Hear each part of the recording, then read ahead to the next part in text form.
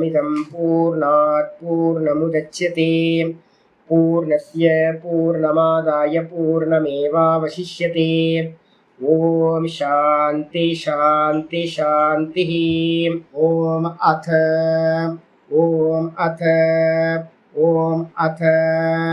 अथ योगानुशासनम्। நம்ம பார்த்துக்கிட்டு இருக்கிறது யோக சூத்திரத்துல சாதனா பாதம் சம்மரி பார்த்துக்கிட்டு இருக்கோம். இந்த சம்மரியில பார்த்தீங்கன்னா நேற்று வரைக்கும் நம்ம என்ன பார்த்துருக்கோம், 40வது ஸ்லோகம் வரைக்கும் பார்த்து முடிச்சிருக்கோம். இந்த 40வது ஸ்லோகத்துக்கு நடுவுல 38வது சூத்திரம் பார்த்தீங்கன்னா விட்டு போயிருக்கு. 38வது சூத்திரம் நேற்று சொல்லாம மறந்துட்டோம். பிரம்மச்சரிய பிரதிஷ்டாயா வீரிய லாபா அப்படின்னு ஒரு சூத்திரம். இந்த பிரம்மச்சரியத்தினால பார்த்தீங்கன்னா என்ன கிடைக்கும் சுவாமி அப்படின்னும் போது, பிரம்மச்சரிய பிரதிஷ்டாயாம். பிரம்மச்சரிய பிரதிஷ்டானா என்ன சுவாமி அப்படின்னா, நீங்க நல்லா புரிஞ்சுக்கணும். ஒரு அருமையானது இதுலதான் பிரஷ்னோபனிஷத்துல பார்த்தீங்க அப்படின்னா சொல்லப்பட்டிருக்கு. இந்த மாசோவை பிரஜாபதி அகரேவ பிரஜாபதி அப்படின்னு ஒவ்வொன்றுத்தையும் பிரஜாபதி ரூபத்தில் சொல்லிக்கிட்டே என்ன பண்ணும் அப்படின்னா, பிரஜாபதி விரதம் அப்படின்னு ஒரு விரதத்தை கிரகஸ்தர்களுக்கு சொல்லியிருக்கு. என்ன அப்படின்னு கேட்டீங்கன்னா, ரிதௌ பாரியாம் கச்சேத்துன்னு ஒரு விதி இருக்கு. ரித்து காலத்துல மட்டும் சம்போகத்தை வச்சுக்கிறது. அதே மாதிரி பார்த்தீங்கன்னா பகல் பொழுதுல பார்த்தீங்கன்னா சம்போகம் பண்ணாம இருக்கிறது. அப்படி இருந்தா கிரகஸ்தர்களுக்கு அது பார்த்தீங்கன்னா பிரம்மச்சரிய விரதம் அப்படின்னு பேரு, பிரஜாபத்திய விரதம் அப்படின்னு பேர். அது பேர். அப்ப மீதி இருக்கிறவங்க யாரு அப்படின்னு கேட்டீங்கன்னா, பிரம்மச்சாரி. கிரகஸ்தர்களை விட்டுட்டீங்கன்னா பிரம்மச்சரிய ஆசிரமத்துல இருக்கிறவங்க, வானப்பிரஸ்தர்கள், அதுக்கப்புறம் சன்னியாசிகள். இந்த 3 ஆசிரமத்துல இருக்கிறவங்களுக்கும் 100% பார்த்தீங்க அப்படின்னா பிரம்மச்சரியம்னா என்ன அப்படின்னா, ஆச்சாரியர் பார்த்தீங்கன்னா விருத்திக்காரர் கிளியரா சொல்றார், வீரிய நிரோதோ ஹி பிரம்மச்சரியம். சிம்பிள். வீரியத்தை பார்த்தீங்கன்னா நிரோதம் பண்றது தான் பார்த்தீங்க அப்படின்னா, சுக்ல சோனிதத்தை பார்த்தீங்கன்னா நிரோதம் பண்றது எதுவோ அதுதான் பிரம்மச்சரியம். அப்ப கிரகஸ்தர்களுக்கு மட்டும் கொஞ்சம் விதிவிலக்கு கொடுத்திருக்கு, பிரஜா உற்பத்திக்காக பண்ணலாம் அப்படின்னு. அதனால்தான் வசிஷ்டருக்கு சொல்லும் போதே சொல்லியிருக்கு, 101 குழந்தைகளை பெற்றெடுத்தாலும் கூட வசிஷ்டர் பார்த்தீங்கன்னா நித்திய பிரம்மச்சாரியா இருந்தார். அப்ப அதனால பார்த்தீங்கன்னா என்ன காரணம் அப்படின்னா, சாஸ்திர விதியை வச்சுக்கிட்டு மட்டும் கிரகஸ்தர்கள் பார்த்தீங்கன்னா சம்பவத்தை வச்சுக்கணும், மீதி இடத்துல வீரியத்தை அவங்களும் கண்ட்ரோல் பண்ணணும் அப்படின்னு வச்சுக்கணும். அப்ப இந்த வீரிய லாபத்தினால என்ன சுவாமி கிடைக்கும் அப்படின்னா, பிரம்மச்சரிய பிரதிஷ்டாயினால வீரிய லாபம். பிரம்மச்சரியத்தை நிக்க அஷ்டவித மைத்துனங்களோட வர்ஜிதம், நல்லா அஷ்டவிதமான மைத்துனங்களையும் வர்ஜனம் பண்றது எதுவோ அதுக்கு பேர் தான் பிரம்மச்சரியம். அந்த பிரம்மச்சரியத்தை நிக்க இந்த வீரியம் பார்த்தீங்கன்னா நல்ல பலமாகும். இந்த வீரியத்துல பார்த்தீங்கன்னா 2 விதமான வீரியத்தை நம்ம சொல்றோம். ஒன்று லிக்விட் ஃபார்ம், இன்னொன்று பார்த்தீங்கன்னா நல்ல சாலிடா இருக்கிறது. இப்ப இந்த வீரியம் பார்த்தீங்க அப்படின்னா, யார் அதிகமா வெளியேற்றிக்கிட்டே இருக்காங்களோ அவங்களோட வீரியம் என்ன ஆகும், நீர்த்து போய்விடும். அதுல பார்த்தீங்கன்னா ஒரு பவர் சாமர்த்தியம் இருக்காது. யாருக்கு பார்த்தீங்கன்னா, அதனாலதான் சொல்றோம் அங்கினாம் ரசக அங்கிரஸ் அப்படின்னு பேர். அதுக்கு பேர் பிருகுமுனிவருக்கு ஒரு பேர் பார்த்தீங்கன்னா அங்கிரஸ்ன்னு பேர். இந்த அங்கிரஸ் பார்த்தீங்கன்னா நம்மளுடைய தேகத்தில் இருக்கக்கூடிய எல்லா அங்கங்களோடைய ரசம் அங்கிரஸ் அப்படின்னு பேர். இந்த மொத்த தேகத்தோட ரசம் அது ஜீவபூதம். ஜீவன் தான் பார்த்தீங்கன்னா இந்த ரூபத்துல இருக்கிறது. மனசும் பிராணனும் உணவும் சேர்ந்து இருக்கிறது பார்த்தீங்க அப்படின்னா அந்த வீரியம். வீரியத்துல பார்த்தீங்கன்னா சங்கல்பம் இருக்கு. அதுக்கப்புறம் பார்த்தீங்கன்னா வீரியத்துல பிராணன் இருக்கு. வீரியத்துல பார்த்தீங்கன்னா ஜலம் இருக்கு, நம்ம சாப்பிட்ட ஃபுட் இருக்கு, இத்தனையும் இருக்கிறது. அப்போ அதுதான் சாரபூத்தமா இருக்கிறதுனால இதை யாரு பார்த்தீங்கன்னா அதிகமா பார்த்தீங்கன்னா ஸ்பெண்ட் பண்ணாம வச்சிருக்கானோ அவனுக்கு என்ன கிடைக்குமா அப்படின்னு கேட்டீங்கன்னா, பாஷிகா இவர் விருத்திக்காரர் ரொம்ப அருமையா சொல்றார், நிரதிசய சாமர்த்தியே பவதி அப்படின்னு போட்டார். தத் சித்தவ் நிரதிசயே சாமர்த்தியே பவதி. விருத்தியில யோக சுதாகரத்துல பார்த்தீங்கன்னா சொல்லியிருக்கார். வீரிய லாபம்ன்றதுக்கு அர்த்தம், வீரியம்ன்றதுக்கு அர்த்தம் என்னது அப்படின்னு கேட்டீங்கன்னா, வீரியம்ன்றது என்னது, ஒரு சாமர்த்தியம். சாமர்த்தியம் எப்படிப்பட்டதா இருக்கும் அப்படின்னு கேட்டீங்கன்னா, நிரதிசயம், ஒப்பில்லாத சாமர்த்தியமானது அவங்களுக்கு இருக்கும். சரி, ஒப்பில்லாத சாமர்த்தியம் இருந்துச்சுன்னா எதுக்கு வெளியில போய் ஒர்க் பண்றதுக்கா, ஜெயிக்கிறதுக்கா அப்படின்னா அதெல்லாம் இல்லை. பிரம்மச்சரியத்தை வந்து நம்ம எங்க பிரிஸ்கிரைப் பண்றோம் அப்படின்னு கேட்டீங்கன்னா ஆத்தியாத்மிகத்துல லாபத்தை அடையிறதுக்காக பிரிஸ்கிரைப் பண்றோம். உள்ளுக்குள்ளார போகணும் அப்படின்னா இந்த மனசு வந்து பாத்தீங்கன்னா எப்பவுமே வந்து பாத்தீங்கன்னா சம்போகத்தையே சிந்தனை பண்ணிக்கிட்டு இருந்துச்சுன்னா அப்ப வெளியில இருக்கக்கூடிய விஷய சுகத்திலேயே போயிட்டு இருக்கும். அப்ப என்ன ஆகும்னு கேட்டீங்கன்னா தன்னுடைய ஆத்ம சுகத்துல நிக்கிறதுக்கு அதுக்கு சாமர்த்தியம் இருக்காது. வீரியம் நழுவி போச்சு அப்படின்னா மனசோட திருடத்தன்மை இல்லாம போயிடும். ரொம்ப முக்கியமானது. மனசு திருடமா ஒரு காரியத்துல ஈடுபடணும் அப்படின்னா தொடர்ந்து ஒன்னத்துல போகணும் அப்படின்னா வீரியம் நல்ல பலமா இருந்தா மட்டும்தான் முடியும். மொன்னையான கத்தி வந்து பாத்தீங்கன்னா ஷார்ப்பனா இருக்க கத்தி தான் நல்லா இதா இருக்கும். இல்ல அப்படின்னா அந்த கத்தி வந்து பாத்தீங்கன்னா கூர்மை போயிடுச்சு அப்படின்னா சுரஸ்யதாரா அப்படின்னு கட்டோபனிஷத் சொல்லுது.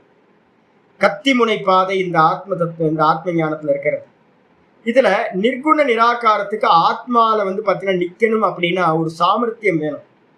அந்த சாமர்த்தியம் வந்து பாத்தீங்க அப்படின்னா வீரிய லாபத்தினால மட்டும்தான் கிடைக்கும். அதனால்தான் ஊர்த்துவரேதஸ் அப்படின்னு நல்ல ஞானி புருஷர்களுக்கு வந்து பாத்தீங்கன்னா ஊர்த்துவரேதஸ் அப்படின்னு சொல்லுவோம், யோகிகளுக்கு சொல்லும்.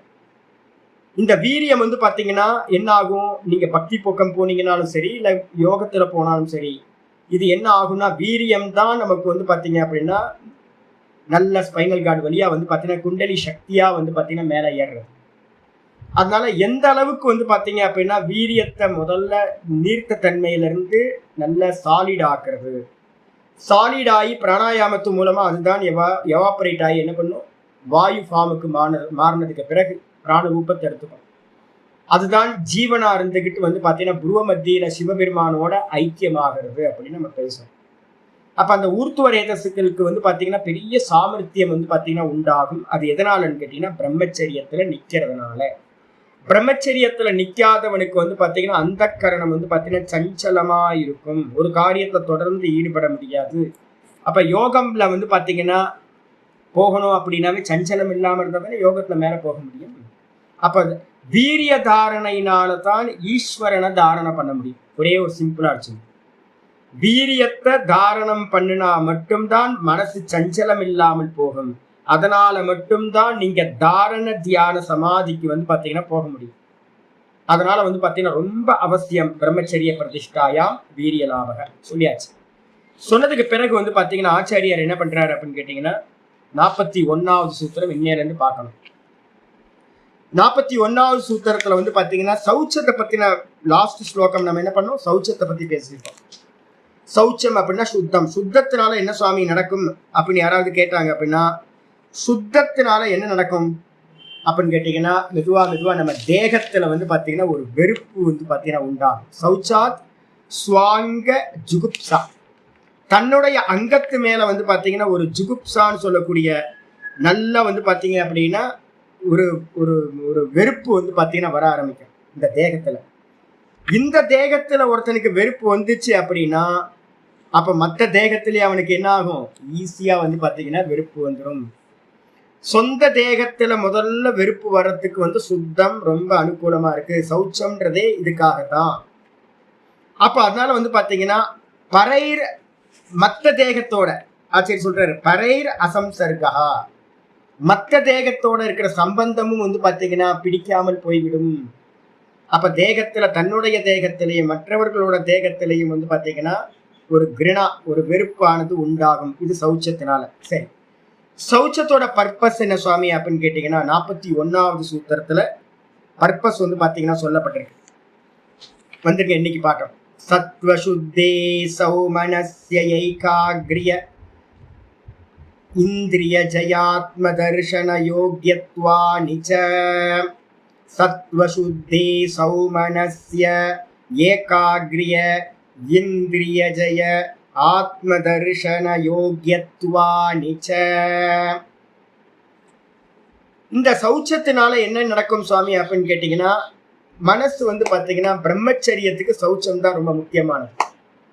நாங்க என்ன பண்ணுவோம் அப்படின்னு கேட்டீங்கன்னா சின்ன வயசுல எல்லாம் வந்து பாத்தீங்க அப்படின்னா நம்ம ஒரு ரூம்ல இருக்கோம்னு வச்சுங்களேன், ஒரு வாட்டி வீரியஸ் கலனம் ஆனாலும் வந்து பாத்தீங்க அப்படின்னா எல்லாத்தையும் வந்து பாத்தீங்கன்னா ஏதோ சொப்பனத்துல ஏதோ வாசனை ஏதோ ஒரு வந்து பாத்தீங்கன்னா அந்த ஏஜோட இது அப்ப என்ன ஆகும்னு கேட்டீங்கன்னா எல்லாத்தையும் வாஷ் பண்ணுவோம். அப்போ ஒவ்வொரு முறையும் வந்து பாத்தீங்கன்னா இந்த ரூம் எல்லாம் கிளீன் பண்ணி பூஜா ரூம் அது இது எல்லாத்தையும் கிளீன் பண்ணுவோம். மனசுக்குள்ள ஒரு கில்ட்டி வரும். ஒரு வாட்டி வீடியோஸ் கண்ண மாற்றினாரு. அதுக்கப்புறம் ஒரு டைம்ல என்ன ஆயிடும்னு கேட்டீங்கன்னா, ஐயோ இது எப்படா தொலைப்போம், இது பகவானே இது எப்படா போகும் அப்படின்னு பெரிய இது வந்து பாத்தீங்கன்னா வீரியத்தை வந்து பாத்தீங்கன்னா பாதுகாக்கும். அதுக்காகவே வந்து பாத்தீங்கன்னா பிரம்மச்சரியத்துல வந்து பாத்தீங்கன்னா எஸ்டாப்ளிஷ் ஆகும். அந்த எஸ்டாப்ளிஷ் ஆகிறதுனால என்ன ஆகும்னு கேட்டீங்கன்னா, மனசு வந்து பாத்தீங்கன்னா சௌச்சத்தினால வேற தேகத்துல வெறுப்பு வந்துடும். வேற தேகத்து மேல வந்து உங்களுக்கு என்ன ஆகிற அட்ராக்ஷன் வந்து கம்மியாயிடும். அப்போ அட்ராக்ஷன் கம்மியாக ராகம் வந்து பாத்தீங்கன்னா முக்கியமானது ஸ்திரீகள் மேல இருக்கக்கூடிய ராகம் எல்லாம் போச்சு அப்படின்னா மனசு எப்படி இருக்கும் அப்படின்னு கேட்டீங்கன்னா, காமம் இல்லாத மனசு தாங்க மனசு. காமம் இல்லாத மனசு இருக்கும் போது என்ன ஆகுதுன்னு கேட்டீங்கன்னா, அதுக்கு பேர் தான் அந்த கரண சுத்தின்னு பேர். இந்த மத்த இருக்கிற காமங்கள் எல்லாத்தையும் விட்டுடலாம், வெளியில இருக்கிற காமத்தெல்லாம் விட்டுடலாம். ஆனா வந்து பாத்தீங்க அப்படின்னா பேசிக் இன்ஸ்டிங்டா இருக்கிறது எல்லா ஜீவராசிகள்டையும், குரங்குல இருந்து எல்லாத்துலயும் இருக்கிறது எது அப்படின்னா பிரஜா உற்பத்திக்காக இருக்கிறது. மற்ற ஜீவராசிகளுக்கெல்லாம் பிரஜா உற்பத்தி. ஆனா வந்து பாத்தீங்கன்னா நம்ம மனுஷங்களுக்கு மட்டும் என்னன்னா காம போகம்னு வச்சது. அதை வந்து பாத்தீங்கன்னா போகமா பண்றது. அந்த போக இச்சை சௌச்சத்தினால போச்சு அப்படின்னா என்னாகும்? சத்துவ சுத்தி. அதுக்கு பேர் தான் அந்த கரண சுத்தி அப்படின்னு நம்ம சொல்றோம். இந்த அந்த கரணம் சத்துவ சுத்தினா என்ன அர்த்தம்? சத்துவ குணத்துல பிரதானமா இருக்கிறதுனால அந்த கரணத்துக்கு பேரு சத்துவம்னு பேர். சத்துவ குண பிரதானத்திலிருந்து உண்டானதுனால அந்த கரணத்துக்கு பேரு சத்துவம்னு ஒரு பேர். அப்ப சத்துவ சுத்தி அப்படின்னு எங்கெல்லாம் இருக்கோ அந்த இடத்துல எல்லாம் அந்த கரண சுத்தின்னு அர்த்தம் எடுக்கணும். அந்த கரணத்துல எது சுத்தி அப்படின்னு கேட்டீங்கன்னா ராகத்வேஷம்னு பேர். அந்த ராகத்வேஷம் எதுல ராகம் அப்படின்னா பேசிக்கா இருக்கிறது காமம். அப்ப அந்த காமமும் இல்லாமல் போச்சு அப்படின்னா அதான் அந்த கரண சுத்தி. அந்த கரண சுத்தினால என்ன சுவாமி கிடைக்கும்? சௌமனஸ்யம். சௌமனஸ்யம் அப்படின்னா என்ன அர்த்தம்? சுமனஸ்ய பாவம் சௌமனஸ்யம். மனசு வந்து பாத்தீங்கன்னா தெளிஞ்ச நீரோட மாதிரி சொஸ்தமா இருக்கும். அது வந்து பாத்தீங்கன்னா எங்கேயும் கொந்தளிப்பு இல்லாம சஞ்சலம் இல்லாம இருக்கும். வீரிய லாபம் ஆக ஆக ஆக மனசு வந்து என்ன ஆகும்? ஸ்திரத்தன்மையை அடையும். ரொம்ப முக்கியமானது தான் சொல்றேன். யாருக்கு வீரிய லாபம் இல்லையோ அவங்களது உடஞ்ச மனசு. உடஞ்ச மனசுல வந்து பாத்தீங்கன்னா கண்ணாடி உடஞ்சி போச்சுன்னா முகம் பார்க்க முடியாது. அது மாதிரி வந்து பாத்தீங்க அப்படின்னா ஆயிடும். அப்ப நல்ல வீரிய லாபம் வந்து பாத்தீங்கன்னா சௌச்சத்தினால பிரம்மச்சரிய பிரதிஷ்டா. பிரம்மச்சரிய பிரதிஷ்டையினால வந்து பாத்தீங்க அப்படின்னா மனசு அந்த கரண சுத்தி. அந்த கரண சுத்தி மூலமா உங்களுக்கு என்ன ஆகும்? மனசு வந்து பாத்தீங்கன்னா திருடமான தன்மையை அடையும். ஒரே ஃப்ளோ வந்து பாத்தீங்கன்னா தெளிந்த நீரோடை மாதிரி போகும். மனசு எப்பவுமே ஒரு சந்தோஷம் வந்து பாத்தீங்கன்னா இருந்துகிட்டே இருக்கும். அதுக்கு பேரு சௌமனஸ்யம்னு பேர். அந்த மனசு இருக்கும் போது வந்து பாத்தீங்கன்னா மனசு எப்படி இருக்கும்? ஏகாகிர சித்தத்தை மெதுவா மெதுவா நீங்க எதுலையாவது ஒண்ணுத்துல கவனத்தை கொடுக்கணும் அப்படின்னா நல்ல மனசை வந்து பாத்தீங்கன்னா பிக்ஸ் பண்ணி அதுலயே சிந்தனை பண்ண முடியும். அப்ப ஏகாகிர சித்தத்தை வந்து பாத்தீங்கன்னா சௌமனஸ்யத்திலிருந்து ஏகாகிர சித்தம் அடையப்படும். ஏகாகிர சித்தம் வந்து பாத்தீங்கன்னா மெதுவா மெதுவா மெதுவா டெவலப் ஆகும் போது கூடவே இந்த ஏகாகிர சித்தம் ஆகும் போதே சமம். அந்த சமம் நடக்கும் போதே கூடவே தமமும் பர்பஸ்ஃபுல்லா என்ன ஆயிடும்? கிடைக்க ஆரம்பிச்சு. பாகிய இந்திரிய நிகிரகம் வந்து பாத்தீங்கன்னா தமம்னு பேரு. அப்ப அந்த தமமும் வந்து பாத்தீங்கன்னா நல்ல முறையில உண்டாக ஆரம்பிக்கும். இந்திரிய ஜெயம் அப்படின்னு அதுக்கு பேர். அப்ப அந்த இந்திரிய ஜெயம் நடக்க நடக்க என்ன ஆகும் கேட்டீங்கன்னா கூடவே மனசு ஏகாகிர தன்மை அடையும். இந்திரிய ஜெயமும் நல்லா ஃபுல்ஃபில் ஆகும். அப்படி ஆகும் போது வந்து பாத்தீங்க அப்படின்னா அப்படிப்பட்ட மனசுனால என்ன நடக்கும் சுவாமி அப்படின்னு கேட்டீங்கன்னா ஆத்ம தரிசனத்தை அடைவதற்கு யோக்கியதா வந்து பாத்தீங்கன்னா பிராப்தி ஆகின்றது. ரொம்ப கிளியர். அப்போ சௌச்சத்தினால வந்து பாத்தீங்கன்னா சத்துவ சுத்தின்ற அந்த கரண சுத்தி. அந்த கரண சுத்தியிலிருந்து தெளிந்த மனசு. தெளிஞ்ச மனசு சௌமனஸ்யம். அந்த சௌமனஸ்யத்துல இருந்து வந்து ஏகாகிர சித்தம். ஏகாகிர சித்தத்துல இருந்து தமம்னு சொல்லக்கூடிய இந்திரிய ஜெயம். இந்திரிய ஜெயத்திலிருந்து என்ன கிடைக்கும்? ஆத்ம தரிசனத்தோட யோக்கியதா சித்தி உண்டாயிரும் அப்படின்னு சொல்லியாச்சு. 41 சொன்னதுக்கு பிறகு வந்து பாத்தீங்கன்னா 42வது சூத்திரம் ஒண்ணு என்ன பண்ணியாச்சு. முன்னாடி வந்து பாத்தீங்கன்னா எதோட இது ஆரம்பிச்சிருக்கோம்? சௌச்ச. அதுக்கப்புறம் வந்து பாத்தீங்கன்னா ஒவ்வொன்னா நியமத்துல என்னெல்லாம் வச்சிருக்கோம்? நியமத்துல அதேதான் சௌச்சம். எத்தனாவது சூத்திரம்? 32. 32ல வந்து பாத்தீங்கன்னா சௌச்சம். சௌச்சம் முடிச்சாச்சு, சௌச்சத்தோட லாபத்தை சொல்லியாச்சு, சந்தோஷத்தை சொல்ல போகுது. சந்தோஷம்னா என்ன சொல்லியிருக்கோம்? அலம் பிரத்யயா. அலம் பிரத்யம்னு என்ன அர்த்தம்? போதும் என்ற எண்ணம். எது கிடைச்சாலும் போது சாமி, போது சாமி, போது சாமி அப்படின்னு எவன் சொல்லிக்கிட்டு இருக்கானோ அவன் மனசு என்ன ஆகாது? எங்கேயும் போறதுக்கே மனசு வராது. எதையும் அடையணுன்ற எண்ணம் வராது. இதை பார்க்கணும், அதை பார்க்கணும், இதை அடையணும், இதை அடையணும், இதை செய்யணும், அதை செய்யணும். மனசு வந்து பாத்தீங்கன்னா போதுஞ்சி, பகவான் கொடுத்ததெல்லாம் போதும் போதும் போதும். இருக்கிறதுலயே வந்து பாத்தீங்கன்னா இந்த சம்சாரத்துக்கு மிகப்பெரிய ஔஷதம் எது அப்படின்னு கேட்டீங்கன்னா அந்த போதும் அப்படின்ற, போதும் என்ற மருந்து, அரும் செய்யும் மருந்து, ரொம்ப பெஸ்ட். அந்த நல்ல போதும் போதும் சொல்லக்கூடிய அந்த சந்தோஷத்திலிருந்து என்ன கிடைக்கும் சுவாமி அப்படின்னா 42வது சூத்திரம் சொல்லுது, சந்தோஷாத் அனுத்தம சுகலாபா. சந்தோஷாத் அனுத்தம சுகலாபா. சந்தோஷம்னு சொல்லக்கூடிய போதும் என்ற மனசுல இருந்து போதும் போதும் சொல்ல சொல்லவே உங்களுக்கு வந்து பாத்தீங்கன்னா சந்தோஷம் கிடைக்க ஆரம்பிச்சோம். அந்த சந்தோஷம் கிடைக்கவே வந்து பாத்தீங்கன்னா என்ன ஆகும்? அனுத்தம சுகலாபம், ரொம்ப அல்டிமேட்டா இருக்கக்கூடியது. மெதுவா மெதுவா சந்தோஷம் என்ன ஆகும்? வளர்ந்துகிட்டே போகும். இந்த சந்தோஷம் வளர்ந்து வளர்ந்து வளர்ந்து முடிவுல என்ன கிடைக்கும் அப்படின்னு கேட்டீங்கன்னா முடிவுல வந்து பாத்தீங்கன்னா பிரம்மானந்தமே கிடைக்க ஆரம்பிக்கும். அனுத்தம சுகலாபம் அப்படின்னா ரொம்ப இருக்கிறதுலயே பெஸ்ட் சுகம் எது அப்படின்னு கேட்டீங்கன்னா ஆத்ம சுகம். அந்த ஆத்ம சுகத்தை அடையறதுக்கு இந்த போதும் போதும்னு சொல்லக்கூடியது கிடைக்குது. வைராக்கியம், பூரண வைராக்கியம் வந்து பாத்தீங்கன்னா மெதுவா மெதுவா மெதுவா உண்டாயிரும். உண்டாயிடுச்சு அப்படின்னா அந்த இடத்துல வந்து பாத்தீங்கன்னா சுகம் வந்து பாத்தீங்கன்னா இருக்கு. என்னன்னு கேட்டீங்கன்னா ஆச்சாரியர் வந்து பாத்தீங்கன்னா சொல்றாரு, எங்கன்னு கேட்டீங்கன்னா சுகம் ஆத்தியந்திகம் எத்தது புத்தி கிராகியம் அதீந்திரியம் வேத்தி எத்திரன செய்வாயம் ஸ்திதலதி தத்துவதா.